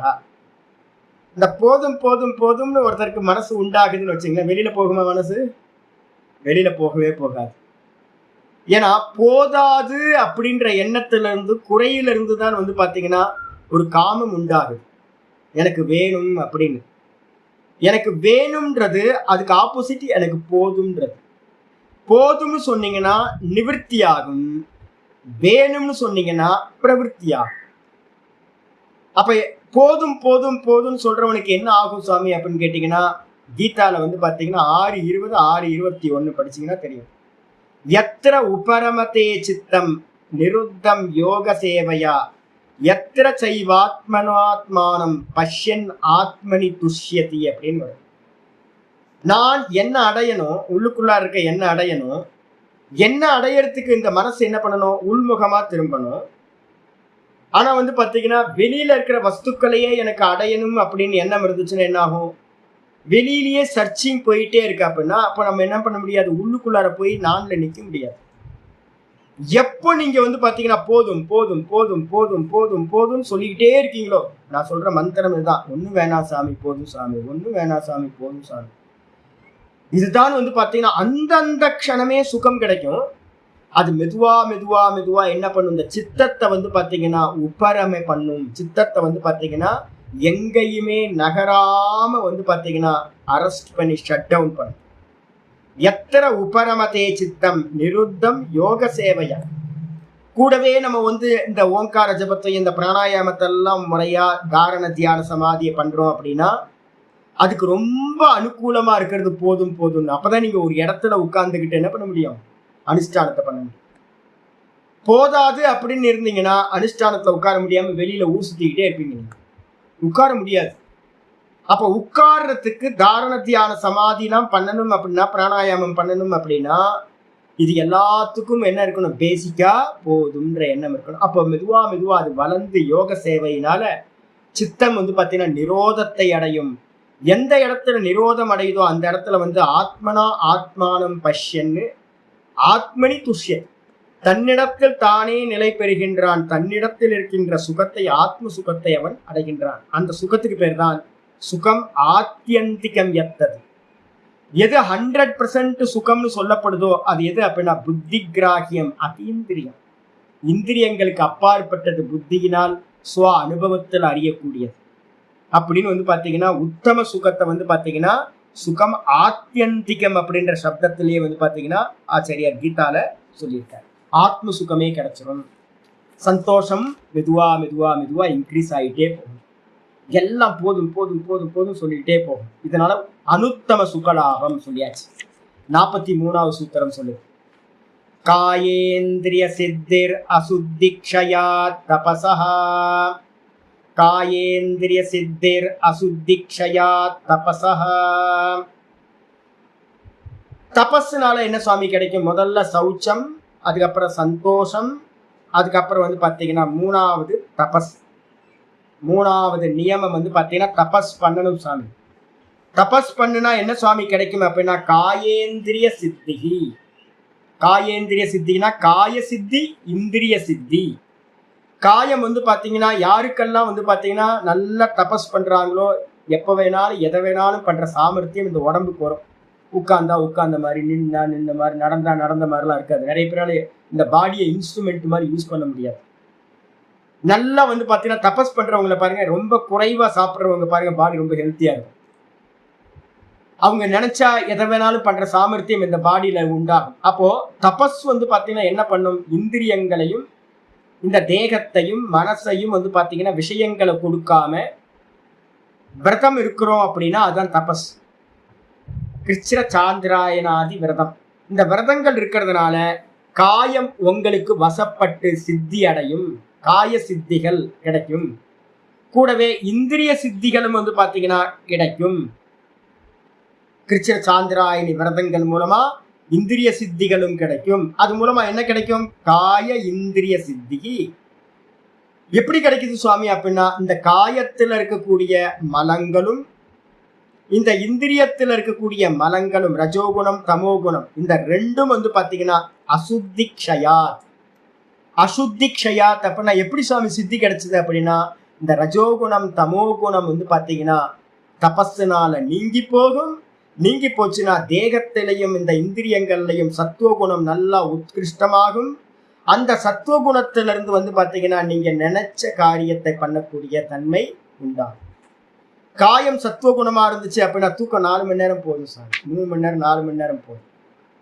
11 மணிக்கு படுத்தா வந்து பாத்தீங்கன்னா 2:30 மணிக்கெல்லாம் முழிப்பு அழகா வந்துடும். நீங்க உட்கார்ந்து அதுக்கு மேல வந்து பாத்தீங்கன்னா ஜபத்தையும் தியானத்தையும் பண்ண முடியும். இந்திரியங்கள்லாம் உங்களுக்கு ட்ரபிள் பண்ணவே பண்ணாது. சத்துவ குணத்தினால உண்டாகிற சாமர்த்தியம். இது எப்போ நடக்கும் அப்படின்னு கேட்டீங்கன்னா முக்கியமானது தபஸ்ல என்ன தெரியுங்களா? மித ஆகாரம். இவ்வளவுதான் சொல்லியிருக்கு. இதுல வந்து பாத்தீங்க அப்படின்னா யோக கிரந்தங்கள்ல இந்த நியமத்துல வந்து பாத்தீங்கன்னா 5 நியமங்கள் இருக்குல்ல. 5 நியமங்கள்ல வந்து பாத்தீங்கன்னா எது பிரதானம் அப்படின்னு கேட்கும்போது மித ஆகாரம். ஒரே ஒரு வார்த்தையில சொல்லுங்க அப்படின்னு கேட்கும்போது ஒருத்தர் சொல்ற டீக்க நாளைக்கு சொல்றேன். அந்த ஸ்லோகம் சொல்லுது என்னன்னு கேட்டீங்கன்னா நியமங்களில் ஒரே ஒரு நியமம் தான் ரொம்ப உத்தமம். எது அப்படின்னா மித ஆகாரம். அதான் தபஸ். அந்த மித ஆகாரம் வச்சுக்கிட்டீங்கன்னா எல்லாம் கூடவே வந்துடும். எந்த அளவுக்கு இந்த வயிற்றை வந்து பாத்தீங்கன்னா வாட போடுறோமோ அந்த அளவுக்கு வந்து பாத்தீங்கன்னா நல்லா வந்து பாத்தீங்க அப்படின்னா சுத்தி அசுத்தி எல்லாம் க்ஷயமாகும். இந்த இந்திரியங்களும் தேகமும் சொன்னபடி கேட்கும். இதான் இந்த பலன். இதுக்கப்புறம் 44வது சூத்திரம் ரொம்ப முக்கியமான சூத்திரம். ஸ்வாத்யாயாதிஷ்ட தேவதா சம்பிரயோகः. ஸ்வாத்யாயாதிஷ்ட தேவதா சம்பிரயோகः. அற்புதமானது. சுவாத்தியாயம். சுவாத்தியாயத்தை வந்து பாத்தீங்கன்னா எப்படி இருக்கணும்? விரதத்தோட இருக்கணும். 2 காரியம் சொல்லியிருக்கோம் சுவாத்தியாயத்துல. ஒன்னு என்னது? மோட்ச கிரந்த அபியாசம். கூடவே 2வது ஓங்கார ஜபம். இந்த 2த்துக்கும் பேரு சுவாத்தியாயம்னு பேரு. நல்லா ஈஸ்வரனை வந்து பாத்தீங்கன்னா போட்டோவை வச்சுக்கிட்டு நல்லா வந்து பாத்தீங்கன்னா சுவாமியை நோக்கியே நீ ஓங்கார சுரூப்பியா இருக்க அப்படின்னு தஸ்ய, அவரோட பேர் என்ன? தஸ்ய வாச்சகா பிரணவா. அவருடைய நாமம் பிரணவம் அப்படின்னு சதா ஓங்காரத்தையே வந்து பாத்தீங்கன்னா சுவாமியை நோக்கி பிரயோகப்படுத்திக்கிட்டே இருக்கீங்கன்னா சுவாமி வந்து பாத்தீங்கன்னா இஷ்ட தேவதா. உங்களுக்கு எந்த சுவாமி இருக்கோ அந்த இஷ்ட தேவத்தோட சம்பிரயோகனா என்ன அர்த்தம் அப்படின்னு கேட்டீங்கன்னா உங்களுடைய காரியத்தை எல்லாத்தையும் சுவாமி பார்த்துப்பார். தரிசனம் கொடுப்பார். அப்பப்போ சொப்பனத்துல வருவார், உங்களுக்கு தரிசனம் கொடுப்பார். அப்புறம் உங்களோட காரியத்தை எல்லாத்தையும் வந்து பாத்தீங்கன்னா அவர் பார்த்துப்பார். அதுதான் சம்பிரயோகான்னு பேர். சுவாத்தியாயத்தினால இது கிடைக்கும். அதுக்கப்புறம் 45வது சூத்திரம் சொல்லுது, சமாதி சித்திர் ஈஸ்வர பிரணிதானாத். சமாதி சித்திர் ஈஸ்வர பிரணிதானாத். ஈஸ்வர பிரணிதானம் என்ன? இன்னைக்கு காலையில கூட ஒண்ணு பார்த்திருக்கோம்ல. ஈஸ்வர பிரணிதானம் என்னது? கர்ம பலன்களை சமர்ப்பணம் பண்றது. ரெண்டாவது கர்மத்தையே சமர்ப்பணம் பண்றது. இந்த ரெண்டுத்தையும் பண்றதுக்கு பேர் தான் ஈஸ்வர பிரணிதானம். சகல கர்ம சமர்ப்பண ஆத்ம சமாதி சித்தி சமர்ப்பணாத். சகல கர்ம சமர்ப்பணாத். ஆச்சாரியர் விருத்திக்காரர் எழுதுறார், எல்லா கர்மங்களையும் பாத்தீங்கன்னா அகாமனையா, காமம் இல்லாமல், ஆசை இல்லாமல் பகவானிடத்துல எல்லா கர்ம பலன்களையும் எல்லா கர்மத்தையும் சரண்டர் பண்றது எதுவோ, சமர்ப்பணம் பண்றது எதுவோ, அதுக்கு பேர் ஈஸ்வர பிரணிதானம். அந்த ஈஸ்வர பிரணிதானத்தினால சமாதி சித்தி. சமாதி பாத்தீங்கன்னா சித்திக்க ஆரம்பித்து விடும். ஈஸ்வரனோட அனுகிரகம் நல்லா பூர்ணமா கிடைக்கும். அதனால சமாதியானது சித்திக்கும். மெதுவா சவிகல்ப சமாதி ஒவ்வொரு சமாதியா கிடைக்க ஆரம்பிக்கும். அதுக்கப்புறம் முடிவுல நிர்விகல்ப சமாதியும் கிடைக்க ஆரம்பிக்கும். இந்த ஈஸ்வர பிரணிதானத்துல இன்னொன்னு என்ன சேர்த்திருக்கோம்? கர்ம பல தியாகம், கர்ம தியாகம் கூடவே என்னது? ஓம்கார ஜபம். ஈஸ்வர பிரணிதானத்துக்கு முதல் பாதத்துல அர்த்தம் சொல்லும் போது என்ன சொல்லியிருக்கார்? ஈஸ்வர பிரணிதானாது வா சொல்லிட்டு அந்த ஈஸ்வரனை என்ன பண்ணணும் அப்படின்னு கேட்டீங்கன்னா, தஸ்ய வாச்சக பிரணவஹா. சரி, பேரை வச்சு என்ன பண்றது? தஜ்ஜபஹ ததர்த்த பாவனம். அந்த ஓங்காரத்தை பாத்தீங்கன்னா, பிரணவத்தை பாத்தீங்கன்னா ஜபிக்கணும், அர்த்த சிந்தனை பண்ணணும் அப்படின்னு. அதனால என்ன சுவாமி கிடைக்கும் அப்படின்னு கேட்டீங்கன்னா, பிரத்யேகாத்மாவோட தரிசனம் பாத்தீங்கன்னா உண்டாகும். தத பிரத்யக் சேதனாதிகமஹா. சூத்திரம் போன இதுல பாத்தீங்கன்னா 23ல இருந்து எடுத்து பாத்தீங்க அப்படின்னா, ஈஸ்வர பிரணிதானத்துக்கு ஓங்காரம் தான் ஈஸ்வர பிரணிதானம் பண்றதுன்னு எஸ்டாப்ளிஷ் பண்ணியிருக்கோம். அந்த ஓங்காரத்தை ஏக தத்துவ அபியாசம்னு பேர். அதை பண்றதுனால என்ன கிடைக்கும் அப்படின்னு கேட்டீங்கன்னா, பிரத்யேக ஆத்மாவோட சைத்தன்யத்தோட இது அனுபூதியானது உண்டாகும். அதனால பாத்தீங்கன்னா சமாதி சித்தி அப்படின்னு அந்த இடத்துல ரொம்ப கிளியரா போட்டிருக்கு. சமாதி சித்தி. அப்ப கர்மத்தை தியாகம் பண்ணிட்டு ஓங்காரத்தை மட்டும் பண்ணிட்டு இருங்க, வேற ஒன்றும் பண்ண வேணாம். கர்ம பலன்களை தியாகம் பண்ணிக்கிட்டே ஓங்காரத்தை பண்ணுங்க. அப்ப போக போக போக மெதுவா வானப்பிரஸ்தம் போக ஆரம்பிச்சிட்டிங்கன்னா கர்மத்தை எல்லாத்தையும் விட்டுருங்க, எதுக்கும் போக வேணாம். இதோட தர்மமே வேற. அதனால பாத்தீங்கன்னா சர்வத்தையும் விட்டுட்டு வெறும் நல்ல ஓங்காரத்திலேயே இருந்துகிட்டு பேசாம பாத்தீங்கன்னா சுவாத்தியாயத்தை பண்ணிட்டு இருந்தீங்கன்னா மெதுவா இஷ்ட தேவத்தை உங்களோட காரியத்தை பார்த்துக்கும். அதுக்கப்புறம் மெதுவா மெதுவா மெதுவா சமாதியும் உங்களுக்கு கிடைக்க ஆரம்பிச்சு போச்சு. இதுக்கப்புறம் பாத்தீங்கன்னா 46வது சூத்திரம். இப்ப இந்த இடத்துல பாத்தீங்கன்னா, சாமி இதெல்லாம் என்ன சாமி அப்படின்னு கேட்டீங்கன்னா, இதெல்லாம் பாத்தீங்க அப்படின்னா ஒரு முக்கியமானது ஒண்ணு தெரியுது. என்ன தெரியுது அப்படின்னு கேட்டீங்கன்னா, இது எல்லாமே என்னது? கிரியா பிரதானம் தானே. நம்ம ஏதோ ஒண்ணு பண்ணணும்ல. அஷ்டாங்க யோகமே எதுக்காக அப்படின்னு கேட்டீங்கன்னா, இதுல விவேகச்சுடாமணியில பாத்தீங்கன்னா 11 விவேகச்சுடாமணி 11ன்னு போட்டீங்கன்னா நல்லா இருக்கும். இந்த கர்ம இதெல்லாம் அஷ்டாங்க யோகங்கள்லாம் எதுக்காக பண்றோம், கிரியாலாம் எதுக்காக பண்றோம் அப்படின்னு கேட்டீங்கன்னா, ரொம்ப தெளிவா ஆச்சாரியார் சொல்றாரு, சித்தஸ்ய சுத்தையே கர்ம. எந்த கர்மமா இருக்கட்டும், அது எவ்வளவு பெரிய உயர்ந்த உபாசனையா கூட இருக்கட்டும், சமாதி வரைக்கும் நீங்க போற அபியாசமா இருக்கட்டும், இது எல்லாம் என்ன பண்ணும் அப்படின்னு கேட்டீங்கன்னா, சித்தஸ்ய சுத்தையே கர்ம. கர்மம் என்பது அது பாஹ்ய கர்மமா இருக்கட்டும், ஆந்தர கர்மமா இருக்கக்கூடிய உபாசனைகளா இருக்கட்டும், தாரண தியான சமாதியா இருக்கட்டும், இது எல்லாம் என்ன பண்ணுது அப்படின்னு கேட்டீங்கன்னா, சித்தத்தை பாத்தீங்கன்னா சுத்தப்படுத்துறது. சித்தத்தை சுத்தப்படுத்துறதுன்னா என்ன சுவாமி அப்படின்னா, ரஜோகுணத்தினால சஞ்சலம், தமோ குணத்தினால மோகம். இவ்வளவுதாங்க, வேற எதுவும் இல்லை. ஒன்ன வேற ஒன்னா பார்க்கிற விபரிய தரிசனம் பாத்தீங்கன்னா மோகம்னு பேரு. ஒன்ன வேற ஒன்னா பார்க்கறது, அதுதான் இந்த சித்தத்துல இருக்கக்கூடிய மலம். அதே மாதிரி இந்த சித்தம் பாத்தீங்கன்னா விஷயங்களால பாத்தீங்கன்னா ஆடிக்கிட்டே இருக்கிறது. இதுதான் இந்த சித்தத்துல இருக்கக்கூடிய ரஜோகுணத்தினால வரக்கூடிய மலம். அப்ப மலம்னு எடுத்துக்கிட்டீங்கன்னாவே சித்தத்துல ரஜோகுணமும் தமோ குணமும் தான். இதைதான் நம்ம என்ன பண்றோம் அப்படின்னு கேட்டீங்கன்னா, இந்த கர்மத்தினாலையும் கர்ம யோகத்தினாலையும் இந்த அஷ்டாங்க யோகத்தினாலையும் பண்றோம். அப்ப கர்மம் அப்படின்னாவே நமக்கு ஞாபகத்துக்கு வந்துடணும், சித்தஸ்ய சுத்தையே கர்ம நது வஸ்தூபலப்தயே. தெளிவா சொல்றார், வஸ்துவ அடைய முடியாது.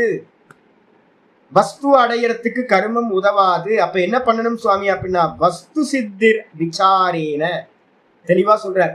வஸ்துனா பிரம்மத்தை அடையறதுக்கு, ஆத்மாவை அடையறதுக்கு என்ன பண்ணணும் அப்படின்னு கேட்டீங்கன்னா விசாரத்தினால்தான் முடியும். ஆனா வெறும் விசாரம் முடியாது. ஏன்னா விசாரம் கடைசி. முன்னாடி இருக்கிறதெல்லாம் சித்த சுத்தி எல்லாம் பேஸ கிரியேட் பண்றது. பேஸ நல்லா கிரியேட் பண்ணிட்டு இது நான் இல்லை அப்படின்னு விசாரத்து மூலமா இது நான் இல்லை, இது நான் இல்லை, இது நான் இல்லைன்னு எல்லாத்தையும் தியாகம் பண்ணினீங்க அப்படின்னா அந்த தியாகம் பண்றதுக்காக தான் விசாரம்.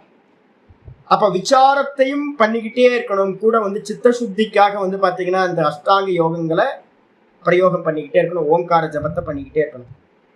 நிஷ்காமியமா முக்கியமானது. காமியமா பண்ணீங்கன்னா கர்மம் விஷமா ஆயிடும். அதே நிஷ்காமியமா பண்ணீங்கன்னா அது மருந்து ஆயிடும். சககாரி சாதனமா இந்த ஞானத்துக்கு ஆயிடும். விசாரத்தினால மட்டும்தான் வஸ்து சித்திகி. வஸ்து சித்திர் விசாரேன ந கிஞ்சித் கர்ம கோட்டிபிகி. கோட்டிக்கணக்கான கர்மங்களை பண்ணாலும் பாத்தீங்கன்னா என்ன யஜ்ஞ யாகங்கள் எவ்வளோ பண்ணினாலும், தலைகீழா நின்னாலும், எந்த யோகங்கள் பண்ணினாலும் பாத்தீங்க அப்படின்னா கர்மம்னா என்ன அர்த்தம் சொல்லிக்க? காமிய கர்மம். காமியத்தோட பண்ணினீங்கன்னா அது பாத்தீங்கன்னா கிடைக்கவே கிடைக்காது.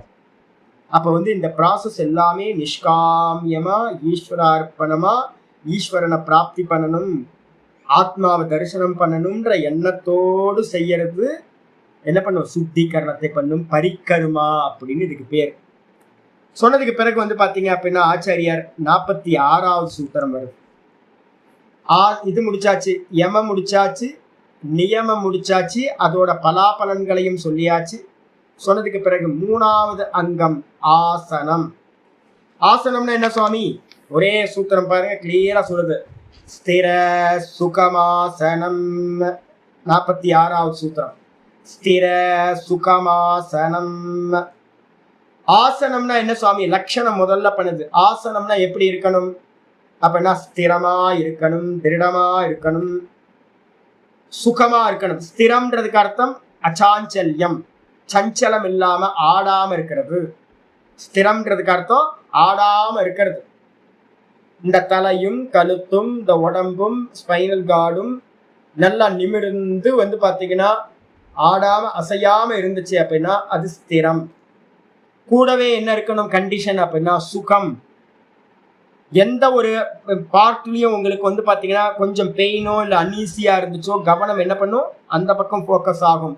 நீங்க எந்த ஆசனத்துல உட்கார்ந்துட்டு எந்த பிராணாயாமத்தை எந்த தெய்வத்தைய உபாசிக்கணும்னு நினைக்கிறீங்களோ அது பண்ண முடியாது. அப்ப என்ன இருக்கணும்? 2 கண்டிஷன் இருக்கணும். ரொம்ப கம்ஃபர்டபுளா இருக்கணும், ரொம்ப சுகமா இருக்கணும். கவனம் ஆசனத்துல இந்த தேகத்தோட எந்த அங்கத்திலையும் போயிடக்கூடாது. அவ்வளவு லகுவா ஒரு பஞ்சு மூட்டையை எடுத்து அப்படி வச்சா, பஞ்சு இதை எடுத்து அப்படி வச்சா எப்படி அந்த பஞ்சு அப்படி கம்ஃபர்டபுளா இருக்குமோ அது மாதிரி இலகுவா ஸ்திரமா சுகமா இருந்தா அதுக்கு பேர் தான் ஆசனம். லட்சணம் சொல்லியாச்சு. ஆசன சித்திக்கு என்ன சுவாமி பண்ணணும் அப்படின்னு கேட்டீங்கன்னா 47வது சூத்திரம் ஆசன சித்தியை பத்தி சொல்லுது. பிரயத்தன சைத்தில்ய அனந்த சமாபத்திப்யாம். பிரயத்தன சைத்தில்ய அனந்த சமாபத்திப்யாம். நம்ம பாத்தீங்க அப்படின்னா வார்மிங் அப் அப்படின்னு நம்ம சொல்றோம்ல. எப்பவுமே ஒரு ஆசனத்துக்கு போறதுக்கு முன்னாடி ஒரு 10 நிமிஷத்துக்கு பாத்தீங்கன்னா கையெல்லாம் இது பண்றது, ஒவ்வொரு அங்கத்தையும் டீலா பண்றது, லூஸ் ஆக்குறது. ஒரு ஆசனத்தை பண்றதுக்கு முன்னாடி பாத்தீங்கன்னா மெதுவா அந்த லூஸ் ஆக்குறதுன்னு அதுக்கு பேரு சித்திலீகரணம்னு பேர்.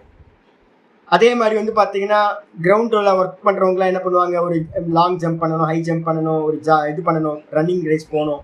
அதுக்கு முன்னாடி என்ன பண்ணுவாங்க? வார்மிங் அப் கொஞ்சம் பண்ணுவாங்க. இல்லை, அந்த வார்மிங் அப்புக்கு எதுக்காக அப்படின்னு கேட்டீங்கன்னா உடம்ப பாத்தீங்கன்னா சித்திலீகரணம் பண்ணுதல் அப்படின்னு அர்த்தம். சம்ஸ்கிருதத்துல சித்திலீகரணம் அப்படின்னா தளர்வடைய செய்தல். டைட்டா இருக்கிறது எல்லாத்தையும் லூஸ் ஆக்குறது. சரி, அந்த லூஸ் ஆக்குறது பாத்தீங்கன்னா என்ன, அதுக்கு என்ன பேரு அப்படின்னா பிரயத்தன சைத்தில்யன்னு பேர். நமக்குள்ளாரெல்லாம் ஒரு டெம்பர்மெண்ட் இருக்கு, ஒரு டைட்னஸ் இருக்கு நமக்கு.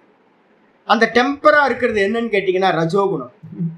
பாடி நர்வ் சிஸ்டம் எல்லாம் பாத்தீங்கன்னா மனசு, பாடி, நர்வ் சிஸ்டம் இது எல்லாம் பாத்தீங்கன்னா ரொம்ப டெம்பரா இருந்துச்சு அப்படின்னா அதை வச்சுக்கிட்டு என்ன பண்ணலாம்? லோகத்துல நிறைய கர்மங்கள் பண்ணலாம், ஆனா யோகம் பண்ண முடியாது. அப்ப யோகம் பண்றதுக்கு என்ன சுவாமி வேணும் அப்படின்னு கேட்டீங்கன்னா நான் ஏற்கனவே உங்களுக்கு சொல்லியிருக்கேன். எக்ஸசைஸ் பண்ணிக்கிட்டு ஒருத்தன் யோகா பண்ணக்கூடாது. ரெண்டுமே ஆப்போசிட். எக்ஸசைஸ் பண்றது எல்லாமே வந்து பாத்தீங்கன்னா என்ன பண்ணு அப்படின்னா பாடியை டெம்பர் ஆகும். அதே நேரத்துல யோகா அபியாசங்கள் எல்லாமே என்னன்னு கேட்டீங்கன்னா உடம்பு எல்லாத்தையும் நெர்வ் சிஸ்டத்தை எல்லாத்தையும் லூஸ் ஆகும். ஒன்னு சத்துவ குணத்தை அதிகப்படுத்தும். இந்த எக்ஸசைஸ் பண்றது எல்லாமே வந்து பாத்தீங்கன்னா ரஜோ குணத்தை ஏற்படுத்தும். அந்த மனசு புத்திலாம் வந்து பாத்தீங்கன்னா யோகத்துக்கு போகணும் அப்படின்னா ரொம்ப தளர்ந்து இருக்கணும். அந்த தளர்ச்சி பண்றது தான் வந்து பாத்தீங்கன்னா இங்க ஆச்சரிய சொல்றாரு. முதல்ல ஒரு ஆசனத்துல ஸ்திரமா உட்காரணும் அப்படின்னா 2 விதமான சிதிலீகரணங்கள் நடக்கும். ஒண்ணு வந்து பாத்தீங்கன்னா மனசுல, இன்னொன்னு வந்து பாத்தீங்கன்னா பாடி. 2 நடக்கும். இந்த மனசுல என்ன சுவாமி சிதிலீகரணம் அப்படின்னா கமிட்மெண்ட் எதுவுமே வச்சுக்காம இருந்தீங்கன்னா, நான் வந்து பாத்தீங்கன்னா 8 மணி வரைக்கும் எனக்கு எந்த வேலையும் இல்லைச்சு அப்படின்னு 4:30 மணிக்கு இங்க வந்து பாத்தீங்கன்னா ஒரு ஆசனத்துல உட்காடுறீங்கன்னா எவ்வளவு நேரம் உட்காரலாம் ஜி, ஒன்றும் பிரச்சனை இல்லை. 8 மணி வரைக்கும் எந்த பிரச்சனையும் இல்லை, எந்த வேலையும் இல்லை அப்படின்னு 4 மணிக்கு உட்காடுறீங்கன்னா உங்களுக்கு வந்து பாத்தீங்கன்னா ஆசனம் போயிட்டே இருக்கும். உங்களுக்கு பிரச்சனையே இல்லாம இருக்கும். நீங்க 7:30 மணிக்கு உட்கார்ந்தீங்க அப்படின்னா 8 மணிக்கு ஏதோ ப்ரோக்ராம் வச்சிருக்கீங்க, 7:30 மணிக்கு உட்கார்ந்தீங்கன்னா மனசு என்ன பண்ணும் தெரியுங்களா? டைட்டா எப்பவுமே 8 மணி ஆயிருக்குமோ அப்படின்னு வந்து பாத்தீங்கன்னா உட்கார்ந்து 5 நிமிஷத்துலயே உங்களை என்ன பண்ணும், மனசு வந்து சஞ்சலத்தை உண்டு பண்ணி ஆசனத்துல முடிச்சு பார்த்தா 10 நிமிஷம் தான் ஆயிருக்கும், 7:40 தான் ஆயிருக்கும். நீங்க என்ன மனசு என்ன பண்ணிருக்குன்னா உங்கள்கிட்ட ஒரு வித்தியை காட்டியிருக்கோம். என்னன்னு கேட்டீங்கன்னா ஒரு மாயாஜாலத்தை காட்டி, ஏன்னா 8 மணிக்கு நீங்க கமிட்மெண்ட்னு பண்ணிக்கிட்டு 7:30க்கு உட்கார்ந்துருக்கீங்க. 8 மணிக்கு கமிட்மெண்ட்டுக்கு நீங்க 4 மணிக்கு காலையில உட்கார்ந்தீங்க அப்படின்னா மனசுல என்ன ஆகாது, அது வரவே வராது. அதை காட்டிலும் வந்து பாத்தீங்கன்னா யோகத்துக்கு சமாதிக்கு போகும்போது என்ன பண்ணுவாங்கன்னு கேட்டீங்கன்னா எந்த வேலையும் இல்லை, சமாதி மட்டும்தான் வேலை. 8 மணிக்கு கூட வேலை இல்லை, நாள் ஃபுல்லா வேலையே இல்லை, எதுவும் எந்த கமிட்மெண்ட்டும் இல்லை அப்படின்னு உட்கார்ந்தா எப்படி இருக்கும்? சாதாரணமா உட்கார்ந்துக்கிட்டே இருக்க முடியும். இதுக்கு என்ன பேரு அப்படின்னு கேட்டீங்கன்னா மனசை வந்து பாத்தீங்க அப்படின்னா சிதிலீகரணம் பண்றதுன்னு பேரு. கமிட்மெண்ட் எல்லாத்தையும் ரிமூவ் பண்ணினீங்கன்னா ஒரு ஆசனத்துல நீண்ட காலம் உட்கார்றது கிடைக்கும். 2வது நெர்வ் சிஸ்டத்தை வந்து பாத்தீங்கன்னா சிதிலீகரணம் பண்றது. அந்த நெர்வ் சிஸ்டத்தை சிதிலீகரணம் பண்றதுக்காக தான் வந்து பாத்தீங்கன்னா நம்ம இதுல கீதால வந்து பாத்தீங்கன்னா ஒரு அற்புதமான ஒரு மருந்து சொல்லியிருக்கு. யுக்தாஹார விஹாரஸ்ய யுக்த சேஷ்டஸ்ய கர்மசு யுக்த சொப்னாவசீலஸ்ய யோகோ பவதி துக்கஹா. கீதால வந்து பாத்தீங்கன்னா 6வது அத்தியாயத்தை சொல்றார். அளவான ஃபுட்டு, அளவான நடக்கிறது, அளவா வந்து பாத்தீங்கன்னா தூங்குறது, அளவா பேக்கப்ல இருக்கிறது, அளவா இங்க அங்க நடமாடிக்கிட்டு விவகாரம் பண்றது, இது எல்லாத்தையும் நீங்க அளவா வச்சிருந்தீங்க அப்படின்னா உங்க நெர்வ் சிஸ்டம் வந்து பாத்தீங்கன்னா எப்படி இருக்கும்? நான் நாதபிரமத்தை ஒவ்வொரு நாளும் காலையில போகும்போது சொல்லுவேன். நேற்றெல்லாம் வந்து பாத்தீங்கன்னா அப்படியே வண்டி ஓட்டும் போது தெரியும், அப்படியே ஸ்மூத்தா போயிட்டு இருக்கும். இந்த டெம்பரமெண்ட், இந்த நாடிகளுக்கு டெம்பரமெண்ட் வரும்போது ரஜோகுணம் உள்ள வந்தோடனே சருன்னா ஆக்சிலேட்டரை முறுக்குவார். எனக்கு அப்பவே தெரிஞ்சிடும் உள்ளுக்குள்ளார சைத்தான் பூந்துட்டான். யாரு? ரஜோகுணம். அப்ப ரஜோகுணம் உள்ள புகுந்தாவே என்ன இருக்குன்னு கேட்டீங்கன்னா ஒரு டெம்பரமெண்ட் வந்துச்சு அப்படின்னா அது வேகமா வண்டியை ஓட்டி கோவப்படும், இது பண்ணும், எதையாவது செய்ய வைக்கும். அவனை போய் இடிக்கலாம், அவன் எப்படி வருவான், ஏன் இப்படி வரும் அப்படின்னு சண்டை போடுறதுக்கு எல்லாம் பண்ணும். அப்ப வந்து பாத்தீங்கன்னா இது எல்லாம் நாடி ஜாலத்துல நடக்கிறது. அப்ப எந்த அளவுக்கு வந்து பாத்தீங்கன்னா இது எல்லாத்தையும் அளவா வச்சிருக்கீங்களோ அப்ப அந்த நாடிகள் வந்து பாத்தீங்கன்னா தளர்வடையும். அப்ப இந்த நாடிகள் தளர்வடையணும், அது அப்புறம் கூட வந்து பாத்தீங்கன்னா மனசும் தளர்வடையணும். இந்த 2ம் பண்ணினீங்க அப்படின்னா அதுக்கு பேரு சிதிலீகரணம் பண்றதுன்னு பேரு. இத பண்ணினீங்க அப்படின்னா ஒரு ஆசனத்துல போயிட்டா நீண்ட காலம் உட்கார முடியும். ஸ்திரம் சுகம் ஆசனம் சித்திக்கும். இது ஒரு மெத்தட். 2வது மெத்தட் என்ன அப்படின்னு கேட்டீங்கன்னா அனந்த சமாபத்திபியாம். அனந்த சமாபத்திபியாம் அப்படின்னா என்ன அர்த்தம் சுவாமி அப்படின்னு கேட்டீங்கன்னா, அனந்த சமாபத்தி என்னது அப்படின்னு கேட்டீங்கன்னா அனந்தநாகம், ஆதிசேஷன், அனந்தநாகம், அதுக்கப்புறம் பருவதம், அப்புறம் நிலா, அதுக்கப்புறம் சமுத்திரம், அப்புறம் பிருத்திவி, அதுக்கப்புறம் கூர்மம், இது மாதிரி வராகம், இது மாதிரி நிறைய தேவதைகள் ஆசனங்களா. எந்த தேவதைகள்லாம் இருக்கோ, ஒரு தேவதைக்கு ஆசனம் இருக்கும்ல, சிங்காசனம் இருக்கு. அம்பாளுக்கு வந்து பார்த்தீங்கன்னா துர்கைக்கு வந்து பார்த்தீங்கன்னா சிங்காசனம் தானே. அப்போ சிங்கமா இருக்கட்டும், இல்லை வந்து பார்த்தீங்க அப்படின்னா நம்ம கூர்மமா இருக்கட்டும், அனந்தமா இருக்கட்டும், நந்தியா இருக்கட்டும், இது மாதிரி எதெல்லாம் ஆசனங்களா இருக்கோ அதெல்லாம் வச்சுக்கிட்டு தியானம் பண்ணலாம். பர்வதம், ஆகாசம், சமுத்திரம், நிலா இதெல்லாம் இது பண்ணலாம். பூமி அசையாததா எதெல்லாம் இருக்கோ, திருடமா இருக்கோ, அந்தந்த தேவதைகளை வந்து பார்த்தீங்கன்னா உபாசிச்சிங்கனாலும் கூட உங்களுடைய ஆசனம் வந்து பார்த்தீங்கன்னா நல்ல முறையில் சீக்கிரமாகவே என்ன ஆகிடும், ஸ்திர சுகமா ஆகிவிடும். இதான் அனந்த சமாபத்திபியாம்னு சொல்லியிருக்கு. 47. ஆமாம், சமுத்திரத்தில். அதனால தான் நான் சொன்னேன், நீங்கள் என்னைக்காவது சென்னையில் தானே இருக்கீங்க, யாராவது 2-3 பேர் கிளம்பி போங்க. நல்ல அமாவாசையிலேயே இல்லை வந்து பார்த்தீங்க அப்படின்னா பௌர்ணமிலேயோ, பௌர்ணமிக்கு போங்க, அமாவாசைக்கு போயிட்டு நல்ல பௌர்ணமி இப்போ வரப்போகுது. நல்லா வந்து பார்த்தீங்க அப்படின்னா மத்தியானமே சாப்பிட்றத நிப்பாட்டிடுங்க. வெறும் பலகாரம் மட்டும் எடுத்துங்க. ராத்திரியில் வந்து 6 மணிக்கு போய் உட்காருங்க சமுத்திரத்தில். உத்தண்டிக்கு பக்கத்துலலாம் நல்ல ஏரியாலாம் இருக்குது, யாரும் பிரச்சனை இல்லாத ஆட்கள் இருக்காங்க. இல்லை அப்படின்னா கிளம்பி போங்க. மகாபலிபுரத்தில் வந்து பார்த்தீங்கன்னா அருமையாக இருக்கும். இல்லைன்னா திருச்செந்தூருக்கு போங்க. திருச்செந்தூரில் கொஞ்சம் தள்ளி போனீங்க அப்படின்னா அருமையான கடற்கரையில் கொஞ்சம் தூரம் தள்ளி போனோன்னா ரொம்ப அருமையாக இருக்கும். நல்ல இடங்கள்லாம் இருக்குது. போய் உட்கார்ந்தீங்க அப்படின்னா இந்த சமுத்திரத்தையே சாயந்தரத்துலேருந்து பார்த்துக்கிட்டுருங்க. நல்ல ஸ்தோத்திரங்கள் பண்ணுங்கள், ஜெபம் பண்ணுங்கள். மெதுவாக ஒரு 10 மணிக்கு மேலே வந்து பார்த்தீங்கன்னா ஒரு மெதுவாக ஆசனத்தை கலைக்கக்கூடாது அப்படின்னு நல்ல கீழே ஒரு ஆசனத்தை போட்டு உட்கார்ந்துட்டு கடலையே பார்த்துக்கிட்டுருங்க. கடலையே பார்த்துக்கிட்டே இருங்க. நாள் ஃபுல்லாக பார்த்துட்டு இருங்க காலையில் வரைக்கும். மறுநாள் காலையில் அந்த மனசு எப்படி இருக்குன்னா, மனசு வந்து சமுத்திரம் மாதிரி விரிஞ்சு போயிருக்கும். அதே மாதிரி வந்து பார்த்தீங்கன்னா ஸ்திரத்தன்மையோடு இருக்கும். ஆசனம் வந்து பார்த்தீங்கன்னா நல்லா ஸ்திரமாயிடும். சமுத்திரக்கரை வந்து ரொம்ப கொடுக்கும் அதிகமாக. திருச்செந்தூர் கிளம்பி போங்க, நல்லா இருக்கும், அருமையாக இருக்கும். சரிச்சா? அப்போ வந்து பார்த்தீங்கன்னா இது சொன்னதுக்கு பிறகு வந்து 48வது சூத்திரம் சொல்லுது, ஸ்திரம் சுகம் கிடைச்சதுன்னா என்ன சுவாமி, ஆசனத்தோட லாபம் என்ன சுவாமி அப்படின்னு கேட்டிங்கன்னா முக்கியமான சூத்திரம். இதை வந்து பார்த்தீங்கன்னா நம்ம யோக சூத்திரம் படித்தா தான் வேதாந்தத்துக்கு ஹெல்ப்பாக இருக்கும். யாருக்கும் தெரிய மாட்டேங்குது. ததோ துவந்த்வானபிகாத்தஹ, ததோ துவந்த்வானபிகாத்தஹ. ததக அப்படின்னா பிறகு, அந்த ஆசன சித்தியிலிருந்து, அந்த ஆசன சித்தி ஜெயமானதிலிருந்து தீர்க்க காலம் உங்களுக்கு வந்து பார்த்தீங்கன்னா 2.5 மணி நேரம் 3 மணி நேரம் உட்கார முடியும் அப்படின்னு ஒரு அபியாசம் கிடைச்சது அப்படின்னா, சித்தியாச்சுன்னா அதிலிருந்து துவந்த்வ அனபிகாத்தக பவதி, அவன் என்ன ஆகிறான் அப்படின்னா இருமைகளால் பாதிக்கப்படாதவனாக ஆகின்றான், இருமைகளால் பீடிக்கப்படாதவனாக ஆகின்றான். துவந்துவங்கள் வந்து பார்த்தீங்கன்னா சகிப்புத்தன்மைன்னு ஒன்று சொல்றோம்ல சாமி. சகிப்புத்தன்மைன்னு எடுத்தோடனே பகவத்கீதையில ஆரம்பிக்கும் போதே 13வது ஸ்லோகம் 2:13 இருக்கு. என்ன பண்ண அப்படின்னு கேட்டீங்கன்னா, சகிச்சுக்கோ, எல்லாத்தையும் சகிச்சுக்கோ. வந்து போறது வெப்பம் குளிர் மானம் அபமானம், அப்புறம் பசி தாகம் வெப்பம் குளிர் இதெல்லாம் இருக்கே, இந்த துவந்துவங்களை வந்து பார்த்தீங்கன்னா சகிச்சுக்கோன்னு சொல்லுது. எப்படி சுவாமி சகிச்சுக்கிறது, அதுக்கு ஏதாவது உபாயம் சொல்லுங்க அப்படின்னு கேட்டிங்கன்னா யாரும் சொல்ல மாட்டாங்க. வேதாந்தம் படிக்கிறவங்க யாருமே யோகம் படிக்கிறது நார்த் இந்தியாவில் படி சொல்லுவாங்க. எங்கள் ஆச்சாரியர்கள்லாம் வந்து பார்த்தீங்கன்னா இமீடியட்டாக உடனே கோட் பண்ணுவாங்க. இந்திரிய ஜெயம் வந்துச்சு அப்படின்னா பிராணாயாமம் போட்டுருவாங்க. இந்திரிய ஜெயம் வருது அப்படின்னா சௌச்சத்தை போட்டுருவாங்க. பிரம்மச்சரியம்னு போட்டால் எப்படி பிரம்மச்சரியத்தை இது பண்ணுறது, சுத்தத்திலிருந்து தோஷ தரிசனம் பார்க்கறதுலேருந்து தேகத்தில் போட்டுருவாங்க. அப்போ சத்தர்சனம் படிக்கிறதோட லாபம் வந்து பார்த்தீங்கன்னா இதுதான். இப்போ இங்கிருந்து தான் நம்ம வேதாந்தத்துக்கு தேவையான சாதன சதுஷ்டயத்தை எடுக்கிறோம்.